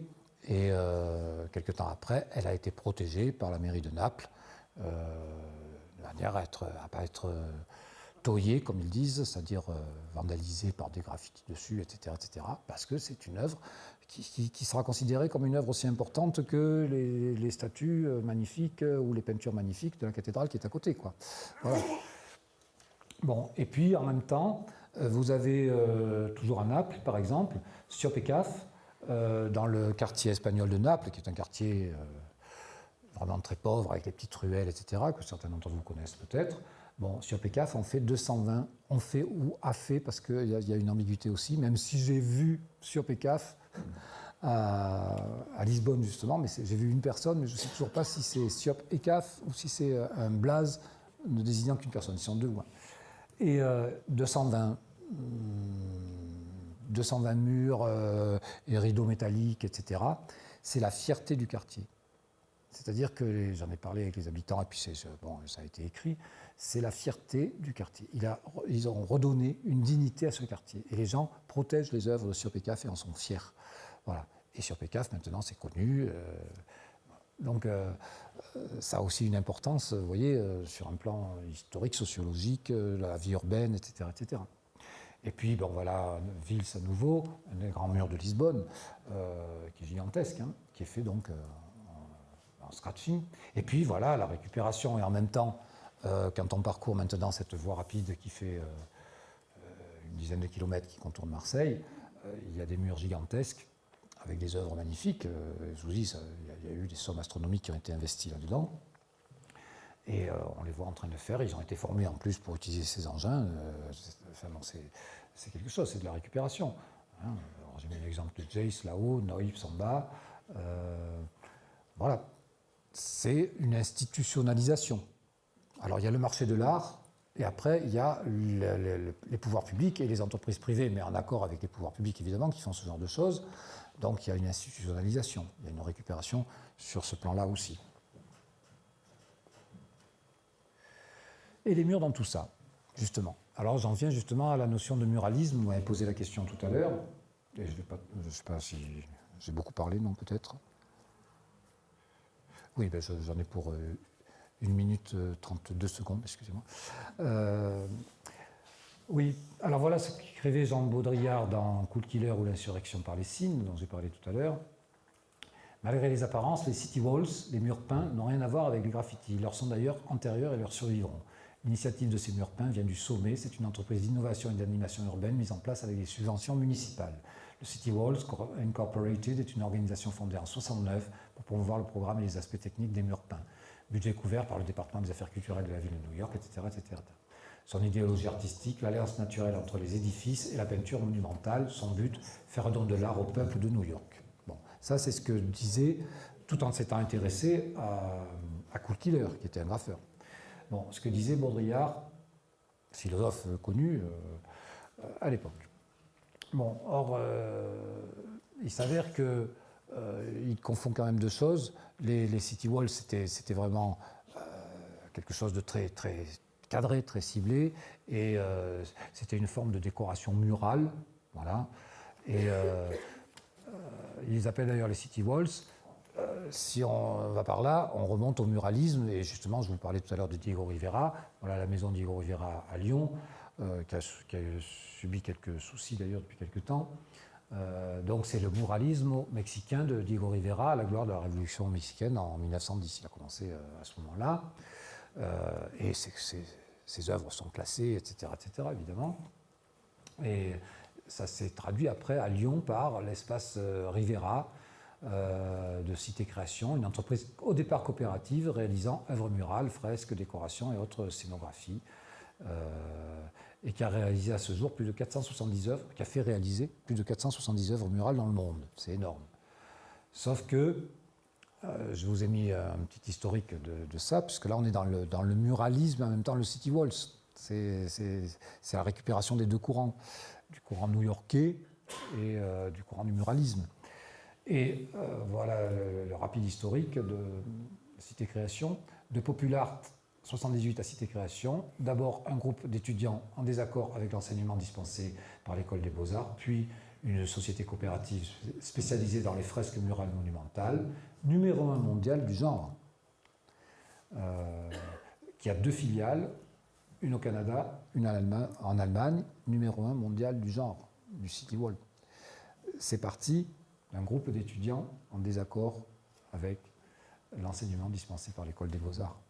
Voilà. Donc vous voyez là aussi toute l'évolution de tous ces concepts, graffiti, collage, pochoir, muralisme, wall art, etc., etc. Tout ça sous une appellation commune, street art, et d'où mon relatif scepticisme. Et il y en a qui déjà se posent la question: que faire après le graffiti pour être à nouveau en dehors de la norme, pour exprimer que nous existons? Que faire, puisque maintenant c'est récupéré et donc on ne peut plus trop l'exprimer de cette façon-là. Donc il y en a qui se posent la question. Voilà, je crois que voilà, j'avais mis quelques exemples en vitesse à nouveau de muralisme ou street walls, wall art. Le Blue de Berlin, qui est cette tête gigantesque faite que de corps. Un côté, au milieu là-haut, de l'East Side Gallery à Berlin, donc le côté officiel. Et de l'autre côté, ce que je vous ai montré tout à l'heure. Ici, c'est Lisbonne, avec Os Gemeos, les Gémeaux brésiliens, et Blue, sur une immense maison. Après la récupération, ben, vous l'avez ici, avec Pixel Pancho, il y a aussi Vils de l'autre côté. C'est de la récupération là par la mairie, hein, c'est un programme officiel, Public Art Project Wall de Lisbonne. Et c'est d'ailleurs Vils qui a mis la main dessus, il n'est pas très apprécié pour ça. Et puis là-haut, ben, voilà un artiste, Opar, que j'ai connu donc moi il y a 2 ans et demi, lorsqu'il a fait ses portraits sur ce mur à la Seine-sur-Mer. J'ai passé une soirée après, c'était un peu une soirée festive. Il avait 28 ans Et il fait des choses admirables, il a un style bien à lui. Ses visages, vous les avez peut-être vus, il y en a à Paris, il y en a, sont très reconnaissables, son style est très reconnaissable. Bon, il avait 28 ans et il a donc maintenant 30 ans et demi. Et ses œuvres sur toile partent dans des ventes, dans des galeries maintenant à 30, 40, 50 000 dollars. Donc voilà. C'est par l'expression de ce qu'il faisait sur les murs qu'il est arrivé à ça, et tant mieux pour lui, je dirais. Même si c'est une forme de récupération, parce qu'on le paye aussi pour faire des murs, mais tant mieux pour lui, parce qu'il a des qualités, et c'est un être humain très, très, très, très gentil, très généreux. Il offre des œuvres à ses amis, et en même temps, qui a une qualité artistique indéniable. Je vais même poser des questions, parce que pour arriver à représenter des visages de cette dimension sur les murs, alors qu'il les a juste sur son écran de smartphone, je lui ai demandé s'il avait un pantographe dans la tête. Alors il ne savait pas ce que c'était qu'un pantographe, je lui ai expliqué, et il m'a dit ah ben alors je l'ai depuis que je suis né, parce que moi depuis toujours je suis arrivé à faire des grands dessins à partir de petits dessins. Il a un pantographe dans la tête. Alors que je suis un peu mathématicien sur les bords, moi ça m'intrigue, parce que personnellement j'ai beau savoir ce que c'est un pantographe, je n'arrive pas à me le mettre dans le cerveau. Lui, il l'avait depuis la naissance. Voilà. L'exemple d'Opar. Et je lui rends un hommage par la même occasion. Et je vous dis merci. Alors, je vous dis merci à deux titres. Le mien, d'abord. Et puis, mon chien, Fanny, vous remercie aussi. À la fois dans le monde réel, en haut à gauche, dans un lieu d'urbex, et à la fois sur mon portail, puisque c'est un de mes artistes qui m'a fait le plaisir de me peindre le portrait de mon chien sur le portail. Voilà, nous vous remercions tous les deux. Alors, je vais vous prendre juste 5 minutes. Je vous explique la chose. En fait, j'étais à Paris pour toute autre chose. À l'Assemblée, on parlait radicalisme sur un thème de mes recherches. Et Christian il me dit, bon, on essaie de passer à l'université populaire, il y a quelque chose de sympa, on va parler d'art, je veux dire, ça va faire retomber un peu l'atmosphère, il y a des gens sympas, il y a de l'eau, dans une belle salle. Tiens, puisque tu en parles. Voilà, certes, on a beaucoup parlé. Et tu pourras présenter en fait un travail qu'on a fait ensemble. Parce qu'en fait, quand vous allez chez Christian, qui est dans le sud, un petit village à côté de Toulon, Pierrefeu, dans la campagne, vous vous installez chez lui, il y a un petit peu de jazz, et il vous montre en fait toutes les photos qu'il a faites depuis 30 ans. Alors, ça fait des photos, justement. Il vous en a montré quelques-unes ici, mais si vous restez une soirée, vous pouvez connaître toute l'Europe à travers les photos. Et là, je lui dis comment on peut mettre ça en forme, comment on peut mettre ça en perspective, et finalement, comment on peut transmettre en fait les photos que tu as, les artistes que tu as, comment on peut les transmettre aux jeunes générations, aux moins jeunes aussi, et présenter un petit peu cet art. Alors il y a la possibilité de vous faire une conférence comme ce soir, il y a la possibilité de faire d'autres œuvres à partir de ça, on peut faire aussi des documentaires sur le street art, on peut faire plein de choses. Et en fait, on s'est dit, on a discuté, on a dit pourquoi on ne ferait pas une petite création numérique pour présenter en fait de quelle manière voilà, des œuvres peuvent apparaître de manière désordonnée, vous allez voir, et plutôt ordonnée ensuite. Alors, ça a croisé des travaux de recherche que je fais aussi, puisqu'en même temps, je me suis dit, bon, tant qu'à faire, tant qu'on est en train de créer une autre œuvre, et tant qu'on est en train de travailler sur le numérique, je me suis dit, pourquoi je ne serais pas aussi dans mes domaines de recherche? Et moi, je travaille sur l'éthique et le numérique. Et en fait, dans l'éthique et le numérique, il y a la question de l'humain et du numérique. Alors, je me suis dit, on va aller chercher dans l'histoire de l'art quelque chose qui peut être intéressant. On a trouvé Jacques Villeray. Alors, il en a parlé furtivement tout à l'heure, mais en fait, c'est un ensemble d'affiches déchirées, ça vous parle? C'est des œuvres à partir des affiches déchirées. Donc on allait chercher dans l'histoire de l'art comme ça, et on s'est dit, bon, on va essayer de mettre en perspective à la fois les œuvres, à la fois un artiste de l'histoire de l'art, et à la fois un questionnement général pour se dire comment le numérique révolutionne nos vies. 3 questionnements en une seule œuvre, d'accord? C'est un peu ambitieux. Hein. Alors je vais vous montrer simplement voilà, comment ça démarre. Alors normalement il y a un gros son avec plein de choses. Là, il y aura juste le son de l'ordi, mais c'est très bien. Hop. Tout se passe à l'image, en fait, hein, plutôt. Je vous laisse découvrir, et après je commente très rapidement.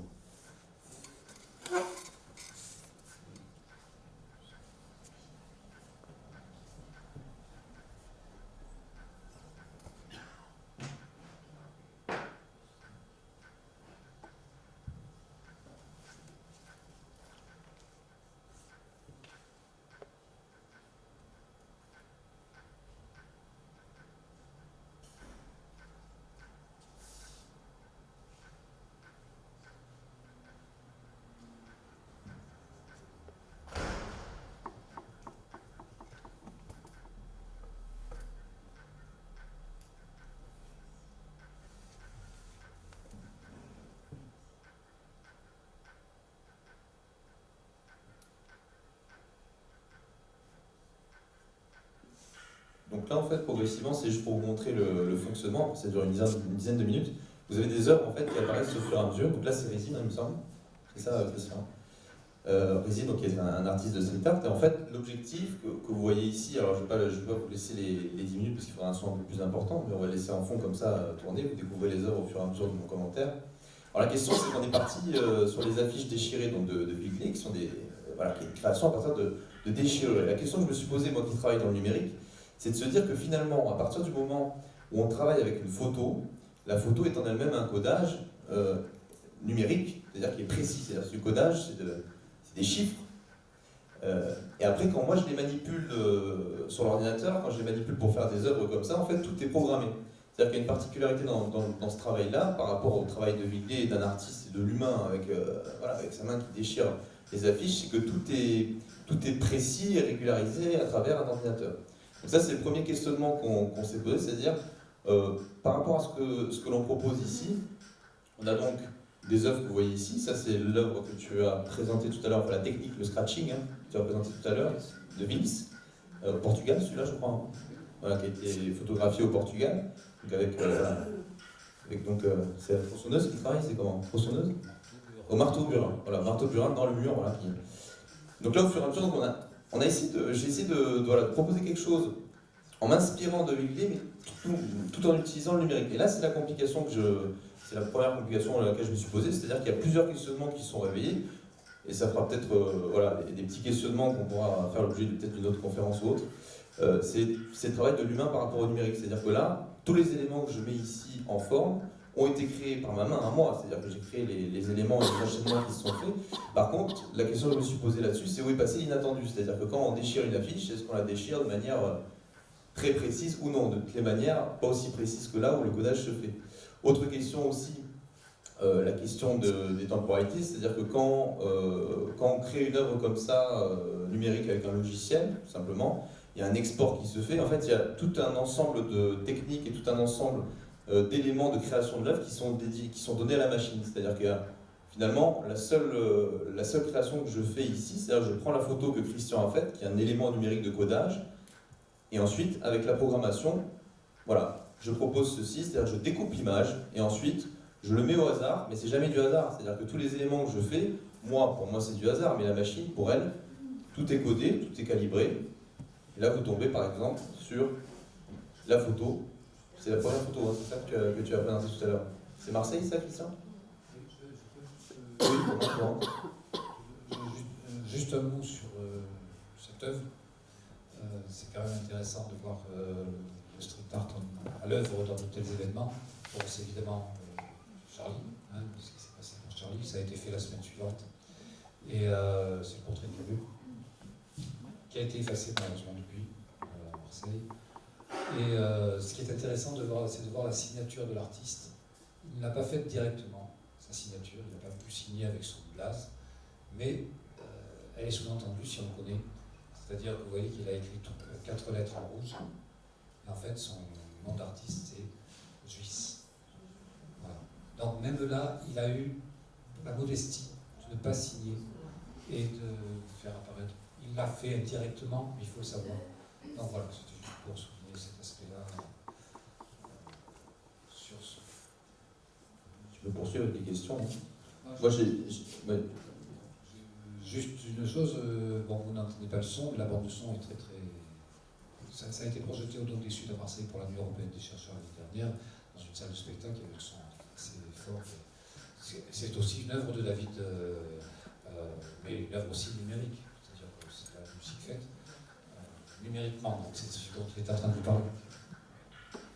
Oui, c'est au centre de mon travail en fait, c'est de savoir, alors de mon travail, mais avec la partie intégrante de Christian, avec ses photos, la question c'est de se poser, ça ferait l'objet d'une autre conférence, c'est-à-dire de savoir où est finalement l'œuvre, où est l'artiste, qu'est-ce que l'on donne à la machine, qu'est-ce qui vient de l'humain.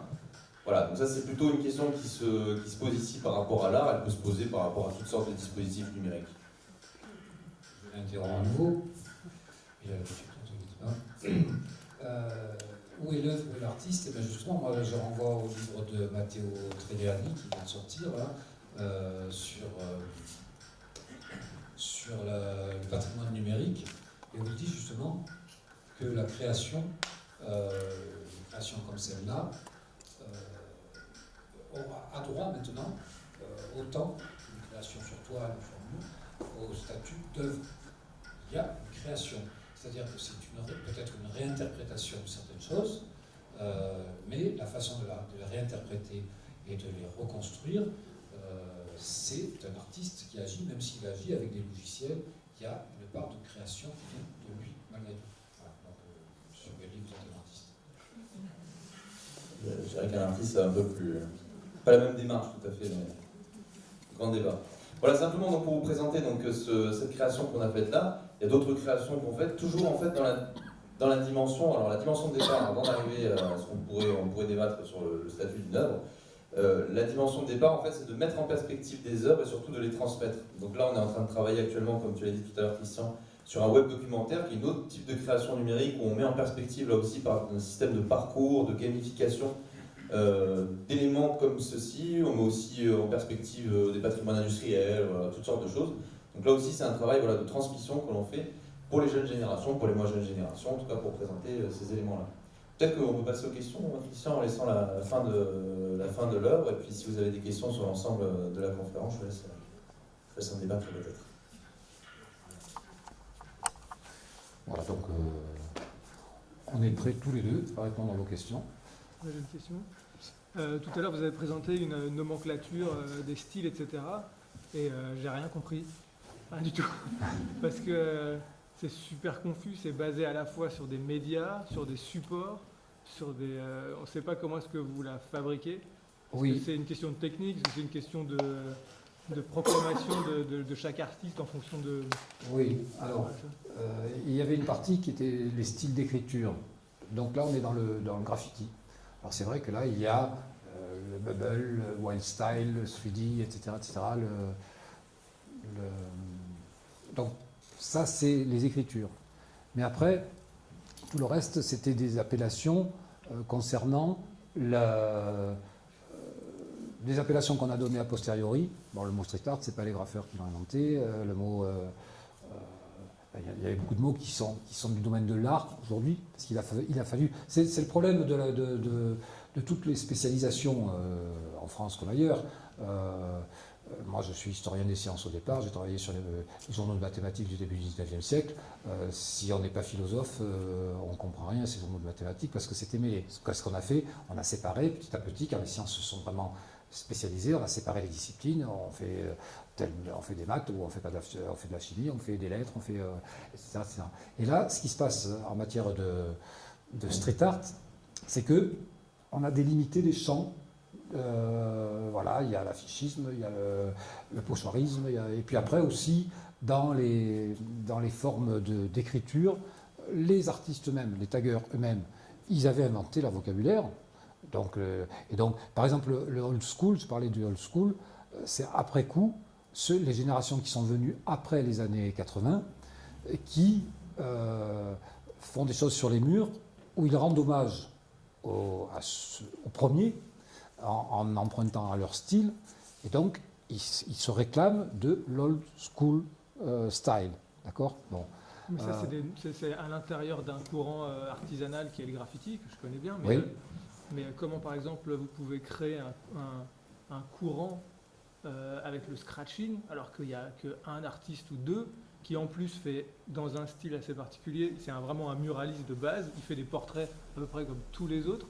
Oui. Ça ne constitue pas un événement dans l'histoire de l'art suffisant pour qu'on en crée un courant tout de suite. Alors, là justement, dans le cas de Vite, c'est vraiment particulier parce que pour l'instant, il n'est pas suivi. D'abord. Enfin, si, il y a quelques petits suiveurs, mais enfin, on ne les connaît pas. Il n'y a que lui qui est connu sur ça.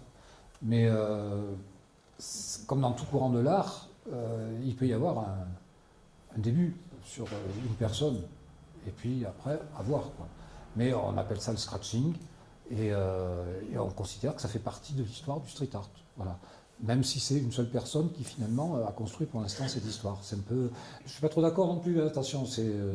Justement, je me pose la question, est-ce que votre rôle en tant que chercheur, c'est pas justement d'éclaircir la grosse salade là, parce que...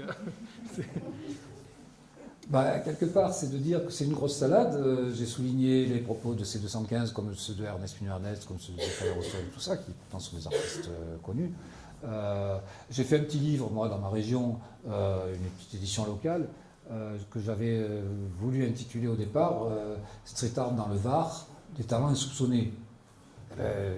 J'ai certains de mes graffeurs qui m'ont dit non, moi, si tu mets Street Art dans le Var, des talents insoupçonnés, tu ne me mets pas dedans. Non, Moi, je suis graffeur. Donc, vous vous basez sur ce que disent les artistes. Vous avez un rôle un peu surplombant et vous devez quand même faire le tri avec la science que vous avez. Vous ne pouvez pas simplement, sur du déclaratif, créer des courants comme ça. Oui, moi, le courant scratching, c'est pas moi qui l'ai créé, je le constate. C'est vrai qu'on ne peut pas appeler ça un courant. Il y a un individu. Mais bon, il est reçu comme une star. Je l'ai vu à Lisbonne. Bon, il est de Lisbonne en plus, et puis au congrès de Lisbonne, il y a 2 ans, un an et demi. Voilà, c'était une star. C'est le scratching, c'est Vils, c'est comme ça. Alors, j'aurais peut-être dû le dire, c'est vrai que je ne peux pas tout dire, parce que si je développais tout ce que je pourrais dire sur tout ça, y compris aussi sur la répression, etc., la répression méchante et la répression gentille, parce qu'il y a les deux, il me faudrait des heures, donc je reconnais que je ne peux pas tout dire, je suis obligé de raccourcir un petit peu sur certains propos. Juste sur les styles, après vous parlez de pop art et de gens qui ne veulent pas être classés dans le pop art, etc. Mais le pop art c'est quelque chose d'assez cadré, qui est assez bien fait. Pourquoi est-ce qu'on ne peut pas faire la même chose On va discuter après tous les deux, si vous voulez. Parce que quand vous me dites que le pop art est assez cadré, moi je trouve qu'il est de moins en moins, justement. Mais l'étiquette pop art... Ça correspond à une époque, à un certain nombre d'artistes, à des gens qui ont écrit sur ce courant. Oui, je sais. Mais justement, aujourd'hui, il y a des artistes du street art qui font du pop art, c'est-à-dire qui s'inspirent de ce que faisaient les artistes du pop art. Parce qu'ils veulent, mais ils veulent être classés pop art, et j'en connais. Donc c'est très ambigu tout ça. Je crois que c'est une bonne proposition de vous voir après tous les deux. Voilà. S'il y a d'autres questions entre-temps. Oui. Quelle place donnez-vous à la décoration, peinture murale qui existe dans certains petits villages de Sardaigne? On n'entend pas le micro.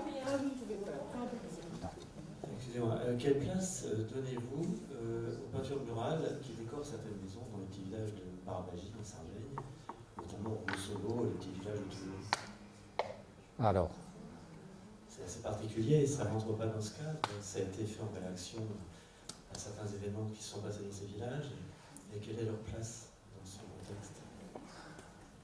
Alors, leur place dans ce contexte, on vous dira que ça fait partie du street art. Voilà, c'est toujours le même problème. C'est toujours le même problème.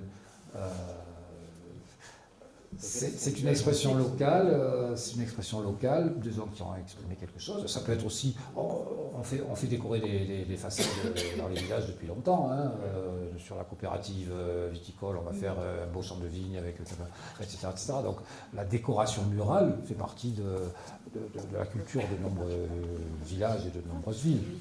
Donc, est-ce qu'on doit l'inclure dans le mot street art? Là aussi, on est dans l'ambiguïté. Donc ce que vous me dites là, c'est du même registre. C'est-à-dire que ça peut être une histoire locale qui s'est exprimée là, et qui s'est exprimée là. Et après, moi, je ne prendrai pas la responsabilité de le mettre sous l'appellation street art, mais je sais que beaucoup le feraient. Oui, beaucoup le feraient. Si vous nous dites que le street art, c'est le vandalisme, c'est quelque chose d'un peu illégal, la décoration murale, c'est pas illégal. Non, mais le street art, je n'ai pas dit que c'était le vandalisme et l'illégal, attention.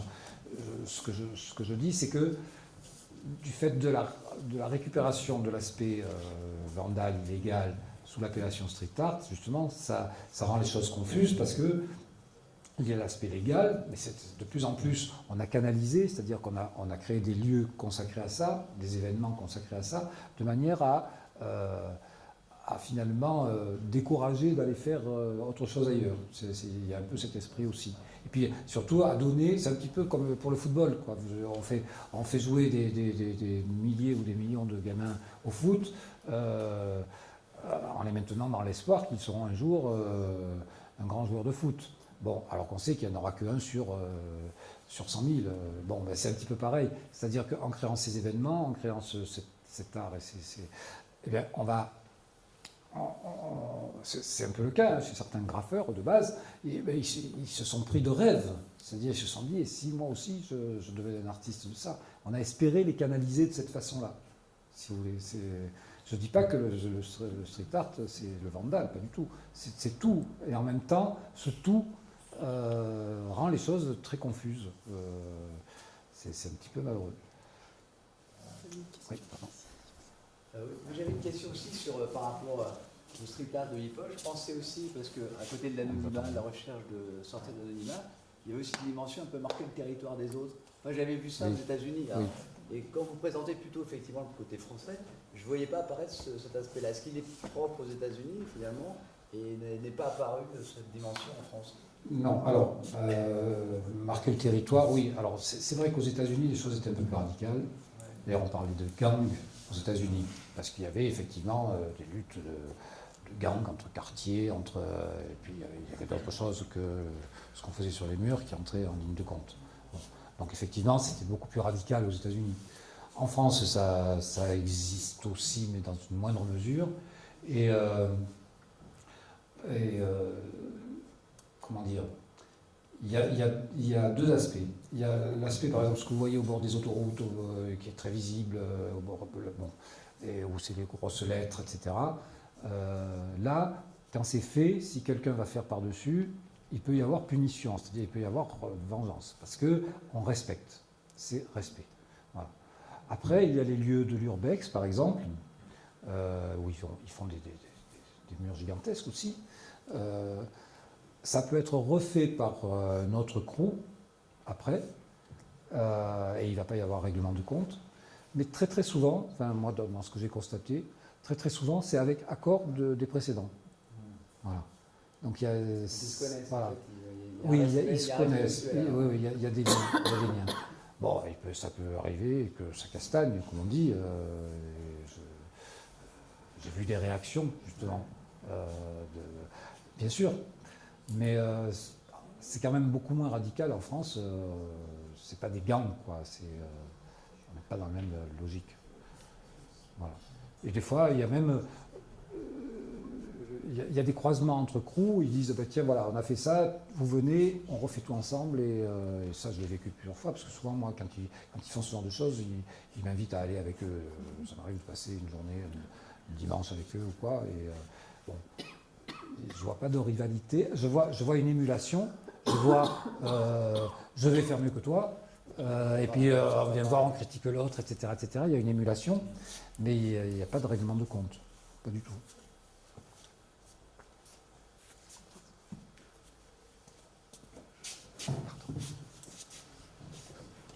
Merci. Est-ce que vous savez ce que sont devenus les murals à Belfast, les peintures murales politiques? Est-ce qu'on les a conservées? Est-ce qu'on les regroupe? Est-ce que vous savez? Est-ce qu'il y a d'autres villes aussi célèbres pour des peintures murales sur murs politiques? Oui. Alors, pour Belfast, je ne peux pas vous répondre, je ne sais pas. En revanche, ce que je sais, c'est que l'expression politique vraie et dure même sur les murs existe beaucoup et même de plus en plus en réaction à ce qui se passe dans notre société. Et au point qu'il va y avoir un colloque à Tours au mois de mai ou juin prochain. Je fais partie du comité d'organisation à distance sur justement les révoltes sur les murs. Et en particulier les révoltes exprimées pendant la Révolution arabe. Et puis il y aura peut-être des interventions justement sur Belfast ou sur des lieux comme ça. Évidemment, ça a toujours été présent. Et il y a eu dernièrement à Marseille des murs qui ont été faits justement par un groupe d'artistes sur une révolte par rapport à la société d'aujourd'hui, et des choses assez violentes qui ont été exprimées sur les murs. Voilà. Donc Belfast, je ne sais pas, il faudrait que je me renseigne. Mais je vais voir s'il n'y a pas des propositions là-dessus, justement, par rapport à ce colloque qui va être organisé. On risque d'avoir des propositions sur Belfast, je pense. Peut-être une dernière question? Deux dernières. Ça va être une question d'histoire des matchs aussi. Je ne sais pas si la question est tout à fait de votre ressort, et vous avez pris beaucoup de photos, et je voudrais savoir s'il en est du droit à l'image sur les œuvres de street art. Oulala. Il faudrait une conférence pour cette... Là aussi, c'est un des sujets que j'aborde. Le droit à l'image là-dessus, le Code de la propriété intellectuelle, qui est un volume que vous connaissez peut-être. Bon, il y a un chapitre là-dessus, qui a été revu l'année dernière, qui s'est inspiré du texte allemand, mais qui est quand même moins souple. Parce que normalement, ce qui est dans la rue, c'est offert, c'est dans la rue, et c'est pour tous, et donc normalement on peut le photographier. Bon. Alors, il y a une artiste à Paris, que je ne citerai pas, je ne la cite plus, parce que, voilà, elle fait des choses sur les murs, et si vous faites des photos et que vous les publiez, et que vous ne le dites pas à l'AGSA qui gère les droits, et que vous ne payez pas le droit à publier ces photos, vous avez droit à un procès. Voilà. Bon, ça ne veut pas dire qu'elle les gagne, les procès, mais vous avez droit à un procès. Donc ça, il y a une ambiguïté du texte français, comme souvent dans les textes français, c'est-à-dire il y a toujours une double interprétation, c'est ambigu. Ce qui permet à l'artiste de faire un procès ici, voilà. Mais c'est curieux, vous venez de dire que quand c'est dans la rue, c'est la propriété publique. Oui. Et cet artiste maintenant ne fait que des choses avec autorisation, à la fois ou du propriétaire, ou de la mairie d'arrondissement, ou de la mairie, enfin, etc., etc. Et donc, oui. Pourquoi elle? Parce que c'est l'image. L'image va vous si vous la publiez, cette image, dans un livre que vous vendez, ça va vous rapporter. Et du coup, vous faites un bénéfice sur son œuvre. Voilà, elle considère ça comme ça. Bon, j'en ai parlé avec Ernest Pignot-Ernest, qui m'a autorisé à publier des photos, et puis avec C215 aussi, qui m'a autorisé à publier.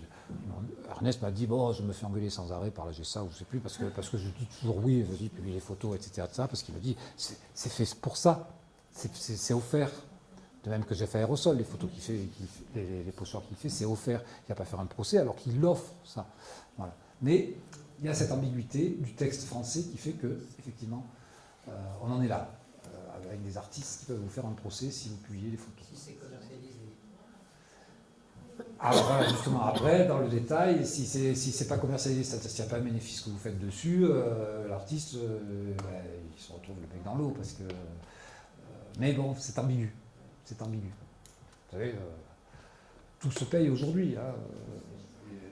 J'ai entendu parler de la société qui gère la Tour Eiffel, qui voudrait que soient payantes toutes les photographies de la Tour Eiffel qu'on mettrait dans les livres des journaux, etc. C'est pareil. Donc, alors que la Tour Eiffel, on l'a sous les yeux, on la photographie, des millions de personnes la photographient. Donc, mais le texte est ambigu. Sur le street art, en tout cas, le texte est ambigu. Il permet les deux interprétations. Il y a monsieur d'abord, et puis on finira par madame.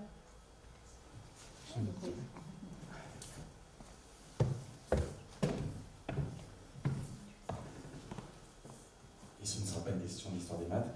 Donc, merci Christian pour cette tentative de classification, et Dieu sait si c'est compliqué. C'est juste une invitation à aller au Kremlin Bicêtre pour voir les murs de la ville et ce que fait Neubet, dont tu as parlé. Et il y a une dimension... donc il pose son nom sur les murs de la ville, mais il pose aussi le nom des enfants de la ville.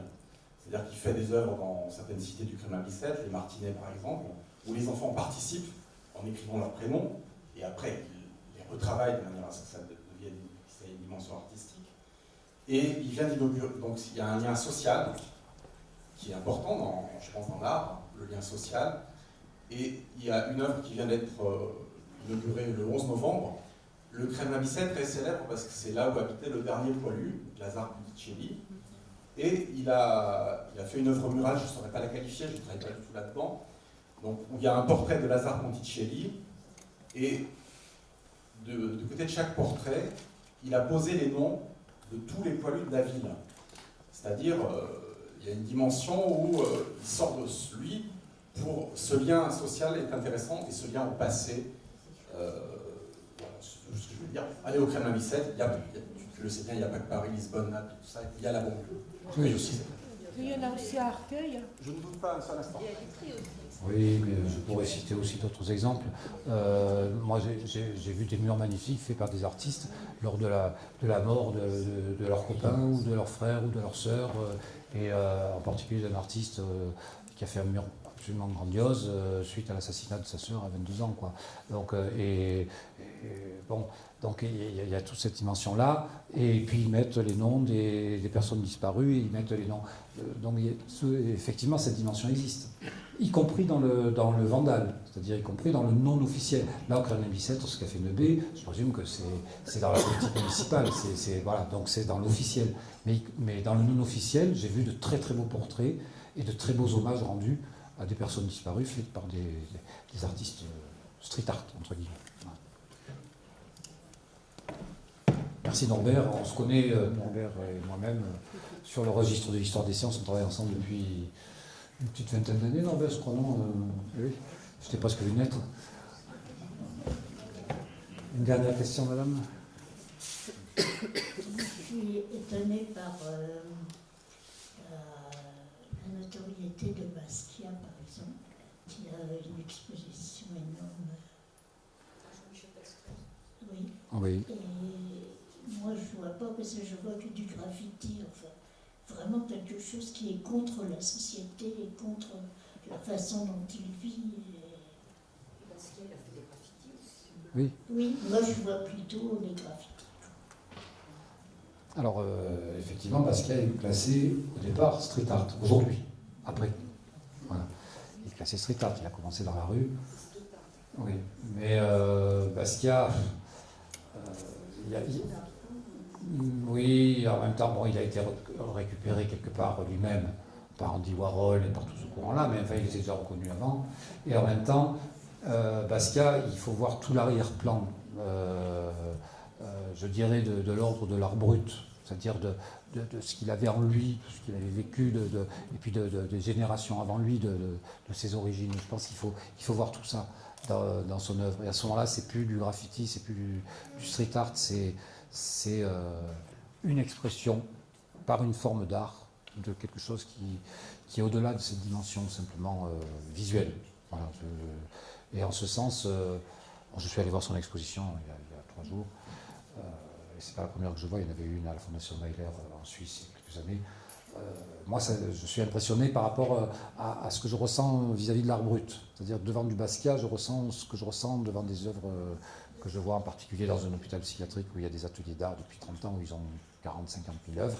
Bon, il y a des œuvres qui vous percutent, je dirais. Basquiat, c'est un petit peu ça, c'est ça la dimension. Alors après, on l'a classé street art, c'est sûr qu'il a commencé dans la rue, mais de même que Keith Haring, dont je parlais tout à l'heure, qui est un artiste maintenant qui restera dans l'histoire de l'art. Donc Diego Rivera, c'est pareil, voilà. Oui. Donc voilà, c'est toute ambiguïté, on en revient à l'ambiguïté dont on parlait tout à l'heure, de ce mot street art. Hein. Voilà. Bien, je crois qu'on va arrêter là. Merci encore à tous pour votre accueil. Bonne soirée.